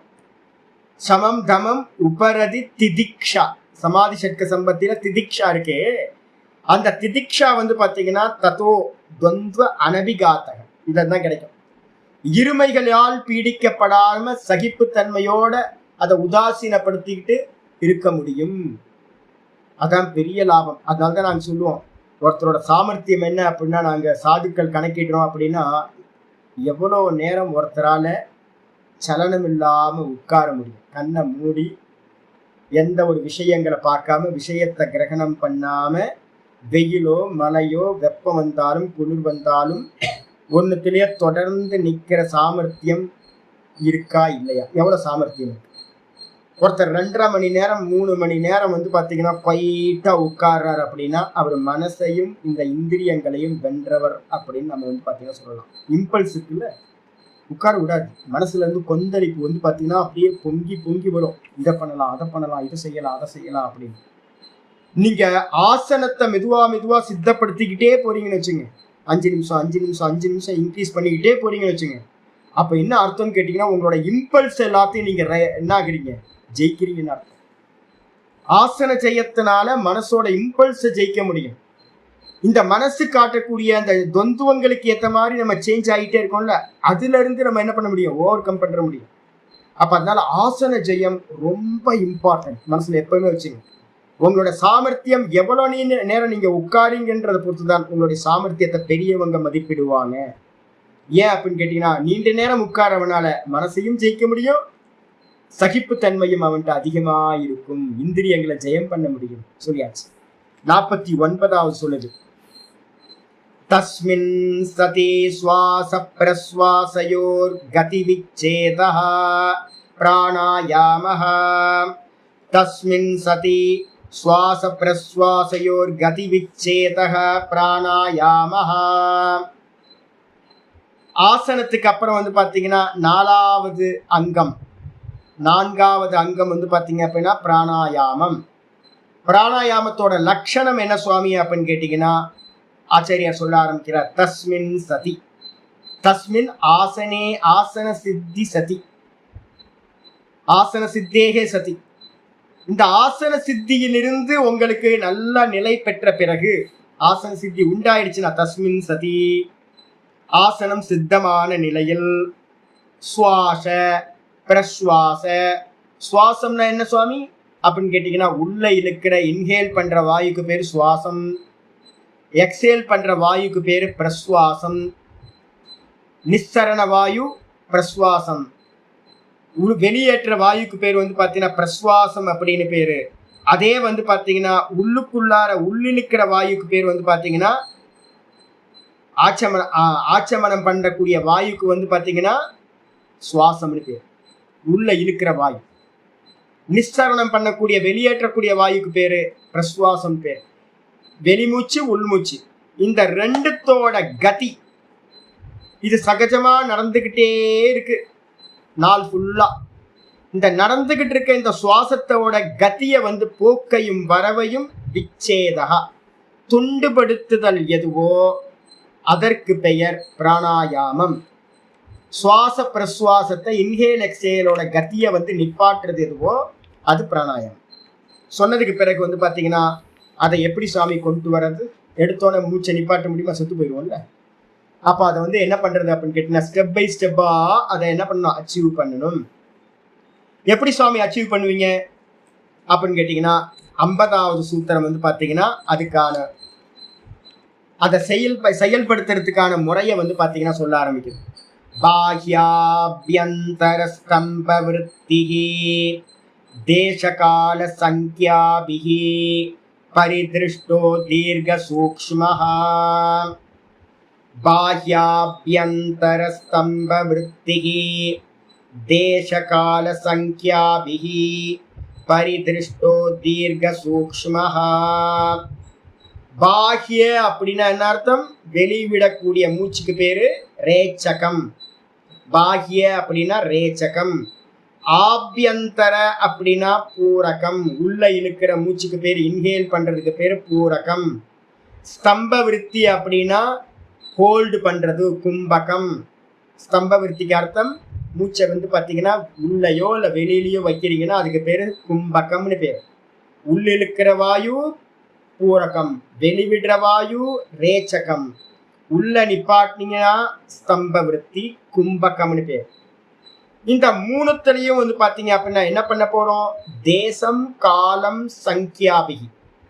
தேசம் எது அப்படின்னு கேட்டீங்கன்னா, நம்ம சுவாசம் உள்ள இழுக்கிறோம்ல, ஃபர்ஸ்ட் ரேச்சகத்தை பூரக்கத்தை எடுத்துங்க. பூரக்கம் வந்து பாத்தீங்கன்னா எது வரைக்கும் நமக்கு தேசம் போகுது, தேசம்னா இடம். நம்ம மூச்சு இழுக்கிறது எல்லாம் ஹிருதயத்திலேயே நின்றுது. ஹிருதயத்திலேயே நின்றுட்டு ஹிருதயத்துக்கு மேலேயே தான், இங்கே தான் 12 அங்குலம் தான் மூக்குல இருந்து ஹிருதயத்து வரைக்கும் வந்து பாத்தீங்கன்னா 12 அங்குலத்தை தான் நம்ம வந்து பாத்தீங்கன்னா இன்ஹேலே பண்றோம். அப்ப என்ன பண்ணணும்னு கேட்டீங்கன்னா, கான்சியஸா நம்ம என்ன பண்ணணும், நான் 1 மாசத்துக்கு வந்து என்னுடைய பிராணனை நெஞ்சில இருந்து நாபிஸ்தானம் வரைக்கும் நான் உள்ள இழுக்க பண்ணுவேன் அப்படின்னு ஃபுல் பிரீத்திங், வயிறு பெருசாகிற வரைக்கும், வயிறு நல்ல பலூன் மாதிரி பெருசாகிற வரைக்கும் இன்ஹேல் பண்ணி பழகிறது. அப்ப இன்ஹேல் பண்றது வந்து பூரகம் 24 அங்குலத்துக்கு லென்த் பண்றது, வயிறு வரைக்கும், நாபி வரைக்கும். அதுக்கப்புறம் அடுத்த ஒரு 2 மாசத்துக்கு என்ன பண்ணணும் அப்படின்னு கேட்டீங்கன்னா, இன்னும் அதிகமா மூச்சை உள்ள இழுக்கணும், இன்னும் அதிகமா. அப்ப என்ன ஆகும், நல்ல மூச்சை இழுக்கும் போது வந்து பாத்தீங்கன்னா மலத்வாரம் வந்து பாத்தீங்கன்னா பிடிச்சு இழுக்கிற வரைக்கும் சுவாசத்தை வந்து பாத்தீங்கன்னா எவ்வளவு முடியுமோ அவ்வளவு இழுக்கிறது. அப்ப மலத்வாரம் வரைக்கும், அதுக்கு பேரு ஆதாரம், மூலாதாரம்னு பேரு. அது வரைக்கும் போச்சு அப்படின்னா 36 அங்குலம் உங்களுக்கு சுவாசம் வந்து பாத்தீங்கன்னா மூக்குல இருந்து அந்த மலத்வாரம் வரைக்கும் பூரணமா இன்ஹேல் பண்ணினீங்கன்னா 36 அங்குலம் ஆயிடுது. 12, 24, 36 அங்குலம் அப்படின்னு நெஞ்சு வரைக்கும், அப்புறம் நெஞ்சில இருந்து நாபி வரைக்கும், நாபியில இருந்து மூலாதாரம் வரைக்கும்னு இன்க்ரீஸ் பண்ணிட்டே போனோம். இது மாதிரி அளவு வச்சு 2 மாசம் 2 மாசம் 2 மாசம் வச்சு அச்சீவ் பண்ணணும். இதே மாதிரி இதுக்கு பேரு தேசம்னு பேரு. இதே மாதிரி காலத்தை வந்து நம்ம என்ன பண்றோம், பூரக்கம் பண்ணும் போது நம்ம நார்மலா வந்து பாத்தீங்கன்னா நமக்கு எல்லாம் எவ்வளவு ஆகுது டைம் அப்படின்னு கேட்டீங்கன்னா, சில பேர் 4 செகண்ட்லயே வந்து பாத்தீங்கன்னா மூச்சு இழுத்துக்கிறாங்க, சில பேர் 5 செகண்ட் 6 செகண்ட், இவ்வளவுதான். நம்ம எல்லாத்தோட மூச்சு வந்து பாத்தீங்கன்னா நம்ம வந்து பாத்தீங்கன்னா 5 செகண்ட் 6 செகண்ட் 7 செகண்ட் தான் இன்ஹேல் பண்றோம். இதை வந்து கான்சியஸா என்ன பண்ணணும் அப்படின்னு கேட்டீங்கன்னா, நல்லா லென்த் பண்ணி எவ்வளோ மேக்சிமம் மூச்சை வந்து பாத்தீங்கன்னா மெதுவா இன்ஹேல் பண்ணணும், பூரணமா இன்ஹேல் பண்ணணும். அந்த அபியாசம் பண்ண பண்ண பண்ண என்ன ஆகும்னு கேட்டீங்கன்னா, ஒரு மூச்சு வந்து பாத்தீங்கன்னா குறைஞ்சபட்சம் 20 செகண்ட் 30 செகண்ட்லாம் பண்ண முடியும். இதை அபியாசம் பண்ண பண்ண பண்ண இதுக்கு என்ன பேரு அப்படின்னு கேட்டீங்கன்னா, 10 செகண்ட் பண்ணுவேன், 15 செகண்ட் பண்ணுவேன், 20 செகண்ட் பண்ணுவேன், 25 செகண்ட் பண்ணுவேன் அப்படின்னு இன்ஹேல் பண்றதை வந்து மெதுவா 5 செகண்டா இன்க்ரீஸ் பண்றீங்க. 5 செகண்டா இல்ல 5 ஓங்காரம், 5 ஓங்காரம். ஓங்காரத்தை சொல்லிக்கிட்டே 10 ஓங்காரம் பண்ண போறேன். அதுக்கப்புறம் 2 மாசம் கழிச்சு 15 ஓங்காரம், 3 மாசம் கழிச்சு வந்து பாத்தீங்கன்னா 20 ஓங்காரம், 3 மாசம் 5 மாசம் கழிச்சு வந்து பாத்தீங்கன்னா 25 ஓங்காரம் அப்படின்னு இன்க்ரீஸ் பண்ணிக்கிட்டே போறீங்க அப்படின்னா அதுக்கு பேர் என்னது, தேசத்துக்கு அப்புறம் கால பரிதிருஷ்டகான்னு பேர். தேச பரிதிஷ்டக, கால பரிதிருஷ்டக, காலத்தை வச்சு மெஷர் பண்றது. இதுக்கப்புறம் சங்கியாபிகி அப்படின்னு என்ன அர்த்தம், சங்கியாபிகினா நான் இன்னைக்கு வந்து பாத்தீங்கன்னா ஒரு 2 மாசத்துக்கு 10 ரவுண்டு பண்ண போறேன், 10 செகண்ட் இன்ஹேல் பண்ணுவேன், 10 ரவுண்டு பண்ணுவேன், அதுவும் வந்து பாத்தீங்கன்னா நெஞ்சு வரைக்கும் பண்ணுவேன். அடுத்த 2 மாசத்துக்கு என்ன பண்ணுவேன், சுவாசத்தை வந்து பாத்தீங்கன்னா நாபி வரைக்கும் பண்ணுவேன். எத்தனை செகண்ட் பண்ணுவேன் அப்படின்னு கேட்டீங்கன்னா, மொத்தம் வந்து பாத்தீங்கன்னா 15 செகண்ட் பண்ணுவேன். எத்தனை ரவுண்டு பண்ணுவீங்க அப்படின்னா 15 ரவுண்டு பண்ணுவேன். அப்ப சங்கியாபிகின்றதுக்கு அர்த்தம் எத்தனை ரவுண்டு பண்றோன்றது. இது மாதிரி இன்க்ரீஸ் பண்ணிக்கிட்டே போகணும். இதுக்கு பேர் என்ன பேர் அப்படின்னா, ரேச்சகம் எப்படியோ பூரக்கம் எப்படியோ கும்பக்கத்தையும் இந்த 3த்தையும் அந்த வேரியேஷன்ல பண்ணிக்கிட்டே போறோம் அப்படின்னா என்ன கிடைக்கும் சுவாமி அப்படின்னா, 1 வருஷ காலம் மெதுவா இதை பண்ணிக்கிட்டே இருக்கும். கூட என்ன பண்ணணும்னு சொல்லியிருக்கேன், நாடி சுத்திய கண்டினியூஸா பண்ணிக்கிட்டே இருக்கணும். இப்படி பண்ணிக்கிட்டே இருந்தீங்க அப்படின்னா ஒரு சுவாசம் உங்களுக்கு என்ன ஆகும்னா தீர்க்க சூக்ஷ்மக பவதி. உங்களுடைய சுவாசம் வந்து பாத்தீங்கன்னா ரொம்ப தீர்க்கமா லென்த்தா, கூடவே வந்து பாத்தீங்கன்னா சூக்ஷ்மமா ஆகிவிடும். ஆச்சாரியர் வந்து பாத்தீங்கன்னா விருத்திகாரர் சொல்லியிருந்தார், ஒரு சின்ன தங்க கட்டி எடுத்து அந்த இவன் என்ன பண்ணுவான், கோல்டு ஸ்மித் என்ன பண்ணுவான், நல்லா வந்து அந்த ஹீட் பண்ணி வச்சு அடி அடி அடின்னு அடிச்சு லென்த்தா ஒரு பட்டையா ஆக்குறான்னு வச்சுங்களேன், லென்த்தா ஒரு தகுடு மாதிரி ஆக்குறான். அப்ப என்னாச்சு, சின்னதா இருந்த கோல்டு பிஸ்கட் என்ன பண்ணுச்சு, லென்த்தாச்சு, அதுக்கப்புறம் ரொம்ப தின்னாச்சு. அதே மாதிரி நம்ம சுவாசம் எப்படி ஆகும் கேட்டீங்கன்னா தீர்க்கமாகும். 5 செகண்ட் 6 செகண்ட் பண்ணிக்கிட்டு இருந்த இன்ஹேல் என்ன ஆகும், 1 வருஷம் கழிச்சு பார்த்தீங்க அப்படின்னா 25-30 செகண்டுக்கு மேல இன்ஹேல் பண்றது நல்லா இருக்கும், பூரணமா இருக்கும். அப்படி பூரணமாகும் போது அந்த சூக்ஷ்ம மூச்சு எப்படி இருக்கும், ஏற்கனவே சொல்லியிருக்கோம், பஞ்சு வச்சு பார்க்கணும். இந்த பஞ்சை எடுத்து மூக்குல வச்சுக்கிட்டு பார்த்தீங்க அப்படின்னா 1 வருஷம் கழிச்சு பார்த்தீங்க அப்படின்னா அந்த பஞ்சு ஆடாம இருந்துச்சு அப்படின்னா உங்க சுவாசம் சூக்ஷ்மத்தன்மையை அடைஞ்சிருச்சுன்னு அர்த்தம். சரி, இது 2 சொல்லியாச்சு சுவாமி. இதுல ரகசியம் ஏதாவது இருக்கா சுவாமி அப்படின்னா பெரிய ரகசியம் இருக்கு. இப்பவே நீங்க டெஸ்ட் பண்ணி பார்க்கலாம். இப்போ வந்து உங்களுக்கு 5-6 செகண்ட் பிராணன் போயிட்டு இருக்கு அப்படின்னா இன்ஹேல் பண்றீங்கன்னா இதை வந்து கான்சியஸா வந்து பாத்தீங்க அப்படின்னா எவ்வளவு ஸ்லோ முடியுமோ அவ்வளவு ஸ்லோவா நான் சுவாசம் பண்ணணும்னு வச்சுங்க. ரொம்ப ஸ்லோவா இன்ஹேல் பண்ணுங்க. அப்படி பண்ணும்போது என்ன ஆகும் கேட்டீங்கன்னா, இடா பிங்களா வந்து பாத்தீங்கன்னா பிரேக் ஆயிடும். சுஷும்னா நாடி போக ஆரம்பிச்சிடும். சுஷும்னா எங்க இருந்து போகும் தெரியுங்களா? இந்த மூக்குல இருந்து மேல் நோக்கி போகும் சுவாசம். நீங்க எந்த அளவுக்கு ஸ்லோ பண்றீங்களோ, தீர்க்கமாக்குறீங்களோ, லென்த் ஆக்குறீங்களோ அந்த சுவாசத்தை, அப்போ மூச்சு வந்து பாத்தீங்கன்னா உங்களுக்கே எக்ஸ்பீரியன்ஸ் ஆகும்.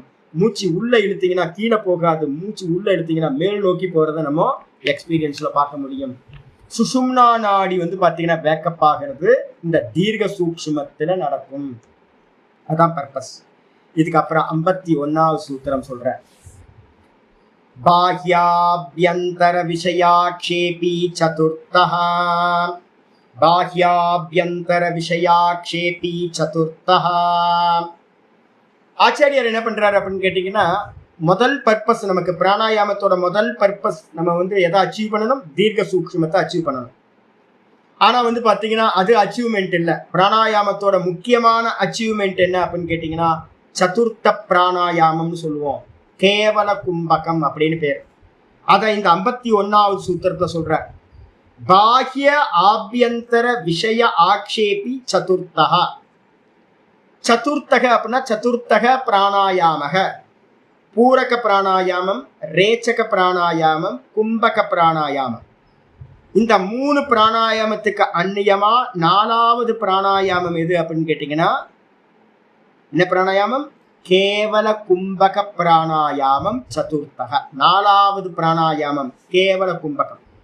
இதுதான் பிராணாயாமத்தோட அச்சீவ்மெண்ட். இந்த ரெண்டுத்தையும் தெரிஞ்சுக்க. யாராவது பிராணாயாமம் பண்ணிட்டு இருப்பாங்க, யாராவது யோகம் பண்ணிட்டு இருப்பாங்க, அவங்கள்ட்ட போய் கேளுங்க பிராணாயாமத்தோட லட்சியம் என்னச்சு அப்படின்னு கேட்டு பாருங்க. பதஞ்சலி என்ன சொல்றாருன்னு கேட்டு பாருங்க. யாருக்கும் தெரியாது. ஏன்னா பதஞ்சலின்னு பேர் மட்டும்தான் இருக்கு, போர்டுல மட்டும்தான் பேர் இருக்கு பதஞ்சலி. எல்லாரும் போட்டோவை போட்டு வச்சிருக்கான். பதஞ்சலியோட போட்டோவை போட்டு வச்சுட்டு பதஞ்சலி யோகம்னு போட்டு வச்சுட்டு வியாபாரம் நல்லா போயிட்டு இருக்கு. ஆசனத்தோட சித்தி என்னப்பான்னு கேட்டா தெரியாது. துவந்த்வான் அபிகாத்தகா இருக்குல்ல, தத்தோ துவந்த்வான் அபிகாத்தக. ஸ்திர சுகமாசனம் என்ன பண்ணணும்? சைத்திரிய கரணம் பண்ணணும், அனந்த சமாபித் திவ்யாம் பண்ணணும்.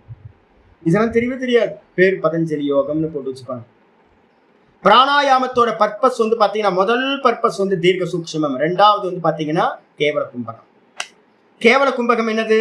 பாஹ்ய. பாஹ்யனா ரேச்சகம், ஆபியந்தர அப்படின்னா பூரகம். இந்த பூரகம் ரேச்சகத்தை வந்து பாத்தீங்கன்னா விஷய ஆக்ஷேபி. இத பண்ணி பண்ணி பண்ணி ஒரு நிபுணத்துவம் வரும். நீண்ட கால அபியாசம், ஒரு 3 வருஷம் 5 வருஷம் 10 வருஷம். இப்ப வந்து சமாதிக்காக உட்காடுறீங்கன்னு வச்சுங்களேன். சிரவணம் பண்ணிட்டீங்க, மனனம் பண்ணிட்டீங்க. சிரவணத்துக்காக உட்கார்ந்தீங்கன்னா முதல் காரியம் என்னன்னா பிராணாயாமத்தையும் ஓங்காரத்தை மட்டும் தான், வேற எதுவுமே இருக்காது நாள் ஃபுல்லா. அப்படி நாள் ஃபுல்லா வந்து பாத்தீங்கன்னா பிராணாயாமத்தையும் ஓங்காரத்தையும் வச்சுக்கிட்டு சமாதிக்காக ஒருத்தன் உட்கார்ந்தானா 3 மாசத்துல அவனுக்கு சித்தி ஆயிடும். யார் சொல்றா? பகவத்கீதையில இதுல பாகவதத்துல வந்து பாத்தீங்கன்னா உத்தவருக்கு கிருஷ்ண பரமாத்மா வந்து பாத்தீங்கன்னா உபதேசம் பண்றாரு. 3 மாசம்பா உனக்கு ஆயிடும்பா அப்படின்ற. திரிசவனம்னே சொல்ற. 3 மாசத்துல சித்தி வந்துடும். என்ன சித்தி கிடைக்கும் சுவாமி அப்படின்னு கேட்டீங்கன்னா, நீங்க பூரகம் ரேச்சகம் கும்பகம் இந்த 3த்தையும் அபியாசம் பண்ண பண்ண பண்ண இந்த 3த்தையும் விஷய ஆக்ஷேபி, இந்த 3த்தையும் சார்ந்து, இந்த 3த்தையும் சார்ந்து அதை தாண்டி வந்து பாத்தீங்கன்னா ஒரு 4வது ஒண்ணு கிடைக்கும். என்னன்னு கேட்டீங்கன்னா, நம்ம அபியாசம் பண்ணாமையே சாமானியமா இருக்கும் போதே அங்கங்க வந்து பாத்தீங்கன்னா என்ன ஆகும்? இந்த மூச்சு வந்து பாத்தீங்கன்னா ஒண்ணு வெளியில நிற்கும், இல்லைன்னா உள்ள நிற்கும். எதையும் வந்து பாத்தீங்கன்னா எதிர்பார்க்காம அதுவா நிற்கும். எப்ப நடக்கும்? நீங்க பூரக ரேச்சக்கு கும்பகத்தை அபியாசம் நீண்ட காலம் பண்ணி பண்ணி பண்ணி ஒரு டைம்ல என்ன ஆயிடும்? கும்பகம் இயல்பா நடக்க ஆரம்பிச்சு. கும்பகம் வந்து பாத்தீங்கன்னா பூரக ரேச்சகம் பண்ணாமையே வெறும் கும்பகம் அதுவா நடக்க ஆரம்பிக்கும். மூச்சு நிற்கும். அந்த மூச்சு நிக்கிறதுக்கு, தன்னால நிக்கிறதுக்கு பேர் என்ன பேர் அப்படின்னா கேவல கும்பகம் அப்படின்னு பேர். இந்த கேவல கும்பகம் தான் வந்து பாத்தீங்கன்னா சதுர்த்தக 4வது பிராணாயாமம் சொல்றேன். முதல் 3 எது? ரேச்சக பிராணாயாமம். உங்களுக்கு நான் சொல்லியிருக்கேன், மூச்சை எவ்வளோ மென்மையா விட முடியுமோ அதை 2 மாசம் பழகுங்க. பூரக பிராணாயாமம் வெறும் மூச்சை வந்து இன்ஹேல் பண்றதை மட்டும் பூரணமா எவ்வளவு முடியுமோ பண்ணுங்க. அதுக்கப்புறம் கும்பக பிராணாயாமம், பூரக பிராணாயாமம் கும்பக பிராணாயாமம் உள்ள மூச்சை இழுத்துக்கிட்டு எவ்வளோ நேரம் உள்ள வைக்க முடியுமோ அதை மட்டும் பண்ணுங்க. இந்த மூணுத்தையும் பண்ணி பண்ணி அபியாசமாக ஆக ஒரு 3-4 வருஷம் அப்படியே பண்ணிட்டே இருந்தோம். இப்ப வேதாந்தம் கேட்டுட்டு இருக்கோம்ல, இப்ப ஃபுல் டைம் அதை பண்ண முடியாது. அப்ப இது கொஞ்சம் கொஞ்சமா பண்ண பண்ண பண்ண பண்ண மெதுவா மெதுவா மெதுவா மெதுவா என்ன ஆகும்னு கேட்டீங்கன்னா தீர்க்க சூக்ஷ்மம் கிடைக்கும். தீர்க்க சூக்ஷ்மம் கிடைச்சாவே நீங்க நல்ல ஜபம் பண்ண முடியும்.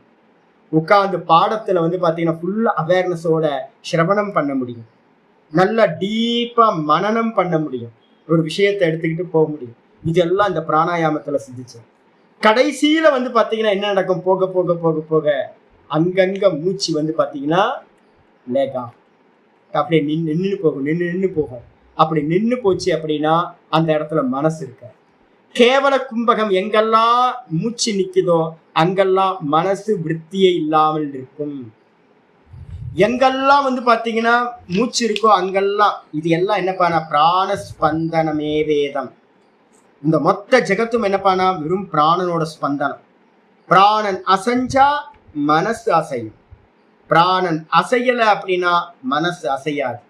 அப்ப இந்த சதுர்த்த கும்பகம் கேவல கும்பகம் பண்றதுனால என்ன ஆகும், மனசு வந்து பாத்தீங்கன்னா அசையாம நிற்கும். இதுதான் ரொம்ப பிராணாயாமத்தோட அச்சீவ்மெண்ட். சரி, இதனால என்ன சுவாமி கிடைக்கும் அப்படின்னு கேட்டீங்கன்னா ஆச்சாரியர் வந்து பாத்தீங்கன்னா அடுத்த சூத்திரம் சொல்றார். தத க்ஷீயதே பிரகாஷாவரணம். 52வது சூத்திரம். ததஹ க்ஷீயதே பிரகாஷாவரணம். ததஹ க்ஷீயதே பிரகாஷாவரணம். ததஹ அதிலிருந்து, அந்த கேவல கும்பகத்திலிருந்து, பிரகாஷ ஆவரணம் க்ஷீயதே. பிரகாசம்னா ஆத்மாவை மூடி இருக்கிற தமசு, அதுதான் ஆவரண சக்தின்னு பேரு. நான் யாரு அப்படின்ற மூடி மறைச்சிருக்கு. எது மூடி மறைக்குது? இந்த மனசு வந்து பாத்தீங்கன்னா சஞ்சலம் பண்ணி உன்னை கிரியேட் பண்ணுது. மனசு வந்து பாத்தீங்கன்னா எப்போ அசையாம இருக்கோ அப்ப விக்ஷேபம் இல்லாம இருக்கு அப்படின்னா வேற ஒன்ன கிரியேட் பண்ணாது. அப்ப என்ன ஆகுது அப்படின்னு கேட்டீங்கன்னா இந்த கேவல கும்பகத்தினால மனசு ஆடாமல் போகும். மனசு ஆடலைன்னா புதுசா ஒரு கிரியேஷன், அந்த இடத்துல கல்பனைகள் இல்லை, அந்த இடத்துல ஒரு ஆவரணம் இல்லை, மயக்கம் இல்லை, மோகம் இல்லை. அப்ப வந்து சித்தம் எப்படி இருக்கும்னா பியூரா சத்துவ குணத்துல பிரகாசம், ஞான தீப்திகின்னு முன்னாடி பார்த்தோம். 28வது சூத்திரம் பாருங்க. 28வது சூத்திரம் பார்த்தீங்க அப்படின்னா உங்களுக்கு அது சொல்லியிருக்கு. 28வது ரொம்ப முக்கியம். யோகாங்க அனுஷ்டானாத் அசுத்திக்ஷயே ஞான தீப்திர் ஆவிவேக்கியாத்தேன்னு பார்த்துருக்கோம். நல்ல ஞானம் வந்து பிரகாசிக்கும். ஞானம்னு என்ன அர்த்தம்? இந்த சித்தம் சத்துவ குணத்தினால வந்து பார்த்தீங்கன்னா நல்லா பிரகாசிக்கும். அந்த சத்துவ குணத்துக்கு அந்நியமா இருக்கிற ஆவரணமும் மலம், ஆவரண மலம், விக்ஷேப மலம், இந்த ரெண்டும் வந்து என்ன ஆகும்னு கேட்டீங்கன்னா க்ஷயத்தை அடையும். இதான் வந்து இந்த கேவல கும்பகத்தோட பர்பஸ். இதுதான், அதுதான் வந்து தெளிவா சொல்லியிருக்கு. ததக க்ஷீயத்தை, கேவல கும்பகத்தினால பிரகாசத்தை மூடி மறைச்சிருக்கிற, சத்துவ குணத்தை மூடி மறைச்சிருக்கிற தமோ குணமும் ரஜோகுணமும், தமோ மலம் அதான் ஆவரணம், அது என்னாகும்? க்ஷீயத்தை, நஷ்டத்தை அடைகிறது. அப்ப மனசு ஆடாம ஸ்டில்னஸ் வரும். இந்த மனசு ஸ்டில்னஸ்க்கு வந்துச்சுன்னா என்ன சுவாமி லாபம் அப்படின்னு கேட்டீங்கன்னா 53வது சூத்திரம் சொல்லுது. தாரணா சுச்ச யோக்யதா மனசஹ. தாரணா சுயோக்யதா மனசஹ. தாரணை வந்து பாத்தீங்கன்னா பண்றது, ஏதாவது ஒரு விஷயத்துல இந்த மனசை வந்து நிப்பாட்டணும். ஸ்திரமா நிப்பாட்டுறதுக்கு பேர் தான் தாரணா.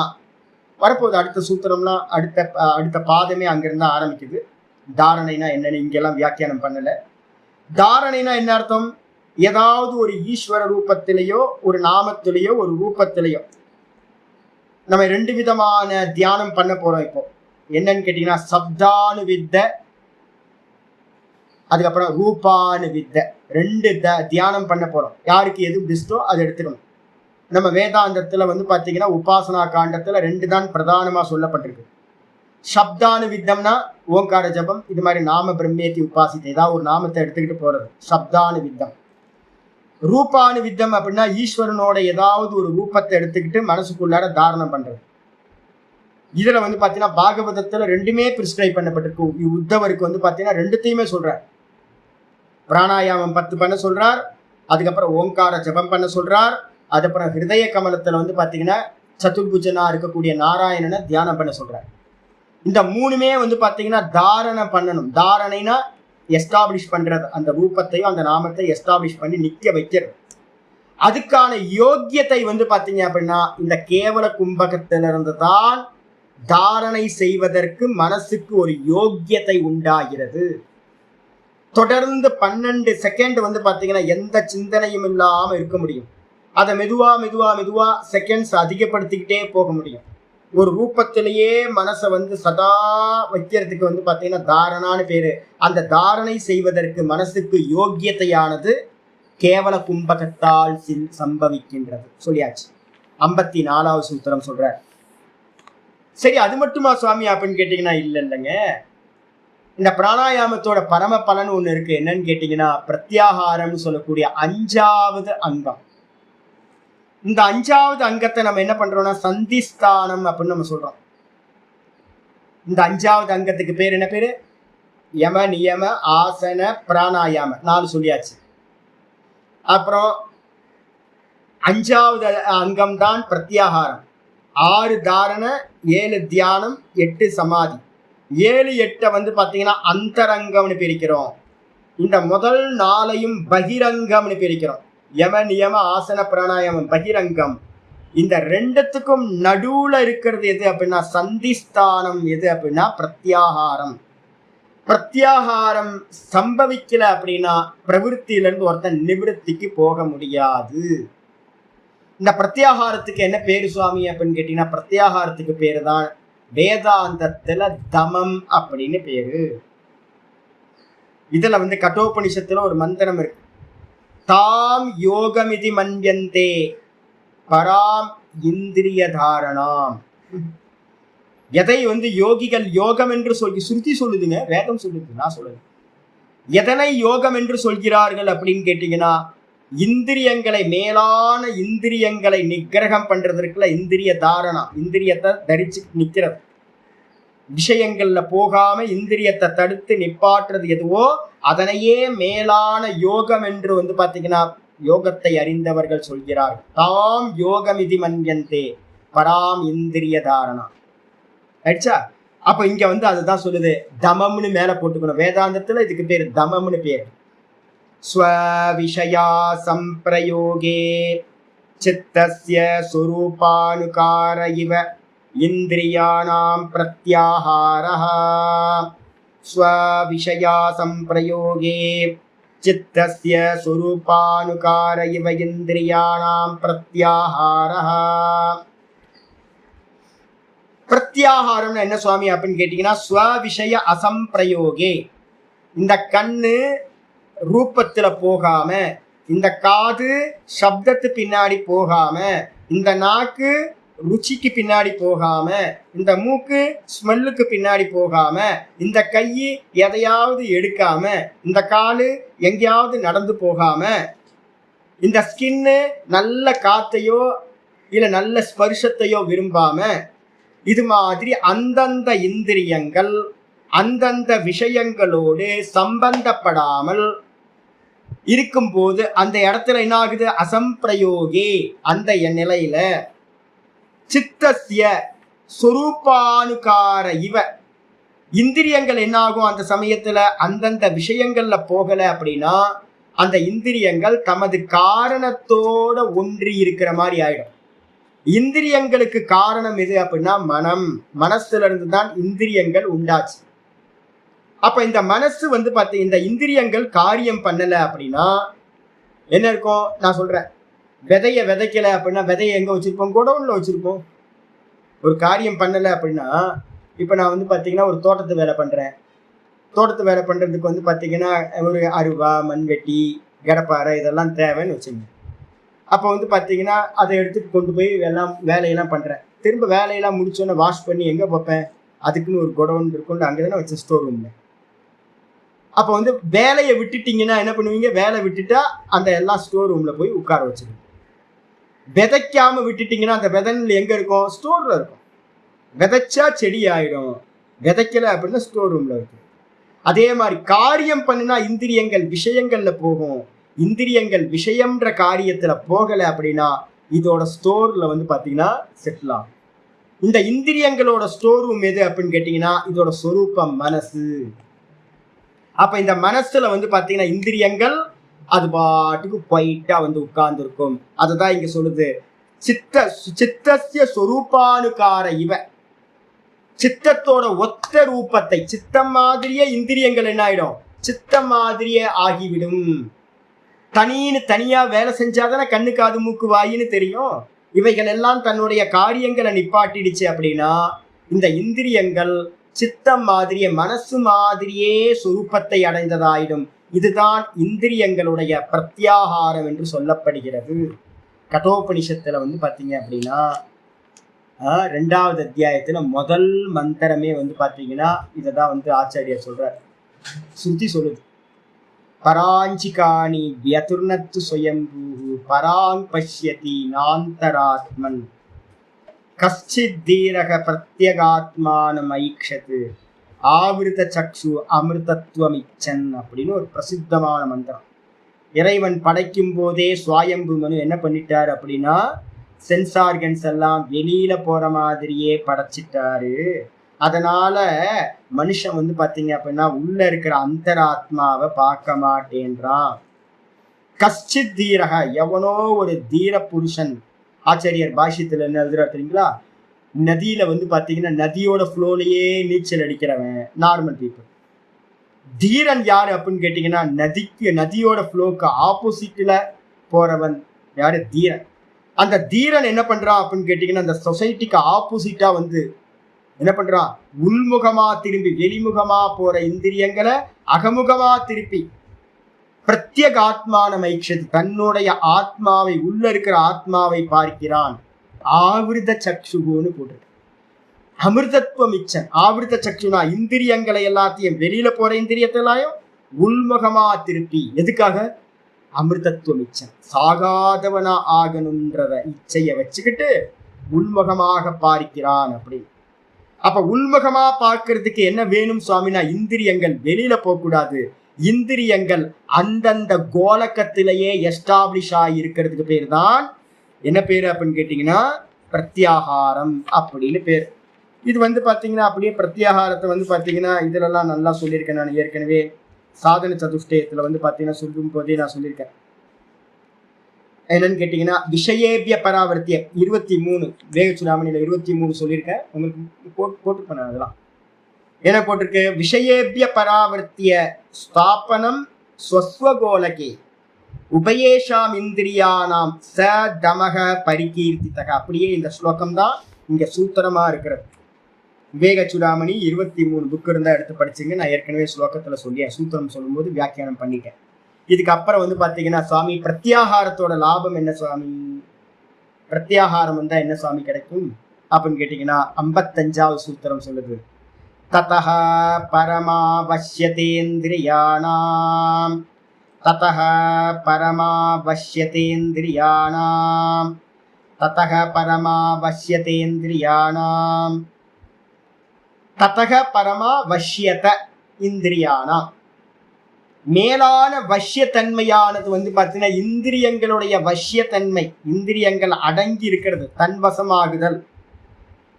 ஆமை போல் ஐந்தடக்கல் இருக்குல்ல, ஒருமையில் ஆமை போல் ஐந்தடக்கல் சொல்லிருக்குல்ல கீதா. இதுல வந்து திருக்குறள்ல சொல்றார். என்னன்னு கேட்டீங்கன்னா வந்து நிவர்த்தி மார்க்கத்துக்கு முக்கியமானது வந்து பாத்தீங்க அப்படின்னா இதுலயும் கீதாலையும் வந்து பாத்தீங்கன்னா 2வது சாப்டர்ல கூர்மோங்கானீவ சர்வசக. எப்படி ஆமை வந்து பாத்தீங்கன்னா நான் ஒரு வீடியோ யாரோ போட்டிருந்தாங்க, எனக்கு அனுப்பியிருந்தாங்க, நான் போடல. ஒரு சிங்கம் வந்து பாத்தீங்கன்னா ஆமையை வந்து பாத்தீங்கன்னா ட்ரை பண்ணிட்டே இருக்கு, அது எல்லாத்தையும் உள்ள இது பண்ணிச்சு. இந்த சிங்கம் என்ன பண்ணுது, குட்டி சிங்கம், அது இப்படி போட்டு பரட்டி பார்க்குது, அப்படி பரட்டி பார்க்குது, ஒன்றும் பண்ண முடியல, தோத்து போச்சு. சிங்கம் வந்து பாத்தீங்கன்னா போட்டிருந்தேனா, சரி சரி. அப்ப இந்த சிங்கம் வந்து பாத்தீங்கன்னா தோத்து போயிடுச்சு, ஒன்றும் இல்லை, ஆமைகிட்ட தோத்து போச்சு. சின்னோண்டு ஆமை, எவ்வளவு பெரிய வீரனா இருந்தோம், என்ன பண்றது, திருப்பி திருப்பி பாக்குது, ஒன்றும் பண்ண முடியல, இப்படி பண்ணுது அப்படி பண்ணுது, ஒன்றும். ஆமை வந்து பைட்டா உட்கார்ந்துருக்கு, எல்லாத்தையும் உள்ள இழுத்து. அப்ப வந்து பாத்தீங்கன்னா இந்த இந்திரியங்களுடைய பரம மேலான வஷ்யத்தன்மையானது சித்திக்கின்றது. எதனாலனா அந்த பிரத்யாகாரத்தினால் சித்திக்கிறது. அப்ப எல்லாம் ஒவ்வொன்னோடு காரண காரியம். ஆசனம் சித்திச்சதுன்னா பிராணாயாமம் சித்திக்கும். பிராணாயாமம் சித்திச்சதுன்னா பிராணாயாமத்துல தீர்க்க சூக்ஷ்மம் சித்திக்கும். தீர்க்க சூக்ஷ்மம் சித்திச்சதுன்னா கேவல கும்பகம் சித்திக்கும். கேவல கும்பகம் சித்திச்சது அப்படின்னா என்னது, மனசுக்கு தாரணையில எது அந்த ஆவரண சக்தி வந்து பாத்தீங்கன்னா நாசமாகும். அப்படி கூடவே வந்து பாத்தீங்கன்னா தாரணம் பண்றதுல சாமர்த்தியம் உண்டாகும், யோக்கியதா. அதுக்கப்புறம் வந்து பாத்தீங்கன்னா பிரத்யாகாரத்துக்கு ஹெல்ப் பண்ணும் இந்த பிராணாயாமம். இந்த பிராணாயாமத்தினால பிரத்யாகாரம் சித்திக்கும். பிரத்யாகாரத்தினால இந்திரியங்களுடைய மேலான வசீகரணமானது சம்பவிக்கிறது அப்படின்னு சொல்லி இந்த பாதம் இதோட முடிவடைகிறது. ஓம் பூர்ணமத பூர்ணமிதம் பூர்ணாத் பூர்ணமுதச்யதே பூர்ணஸ்ய பூர்ணமாதாய பூர்ணமேவாவசிஷ்யதே. ஓம் சாந்தி சாந்தி சாந்தி. ஹரி ஓம். ஸ்ரீ குருப்யோ நமஹ. ஹரி ஓம். ஜி நாளையிலிருந்து என்ன பண்ணுவோம், நம்ம வந்து கொஞ்சம் பிரேக் எடுப்போம். 3வது பாதம் 4வது பாதம் 2 பாதங்களுக்கும் சாங்கிய காரிக்கா சித்தாந்தம் கொஞ்சம் தெரிஞ்சதுன்னா நிறைய சித்தாந்தங்கள் வரப்போகுது இனிமே. அதனால கொஞ்சம் ஒரு நமக்கு ரிமைண்ட் பண்ணிக்கிட்டு மனசுக்கு வந்து பார்த்தீங்கன்னா சாங்கிய சித்தாந்தத்தை கொஞ்சம் ஞாபகப்படுத்திக்கிட்டு அதுக்கப்புறம் வந்து பார்த்தீங்கன்னா 3வது பாதத்துக்குள்ளார நம்ம பிரவேசம் பண்ணலாம். யாரெல்லாம் 3வது பாதம் படிக்கணுமோ அவங்கெல்லாம் வந்து பார்த்தீங்கன்னா இந்த சாங்கிய பிலாசபியை கொஞ்சம் சாங்கிய காரிக்கான்ற இதில் போடுவோம், அதை கேட்டுங்க. ஏற்கனவே எடுத்ததை நம்ம திரும்பவும் ஒரு வாட்டி கொஞ்சம் பார்க்க போகிறோம். முடியாதவங்களாம் இப்போ கேட்டுங்க. நாளையிலேருந்து பார்க்கலாம். உங்களுக்கு பிடிஎஃப் அனுப்புகிறேன். பிடிஎஃப் வந்து பார்த்தீங்கன்னா பிரிண்ட் அவுட் போட்டு வச்சு நாளையிலேருந்து சாங்கிய காரிக்கை. நாராயண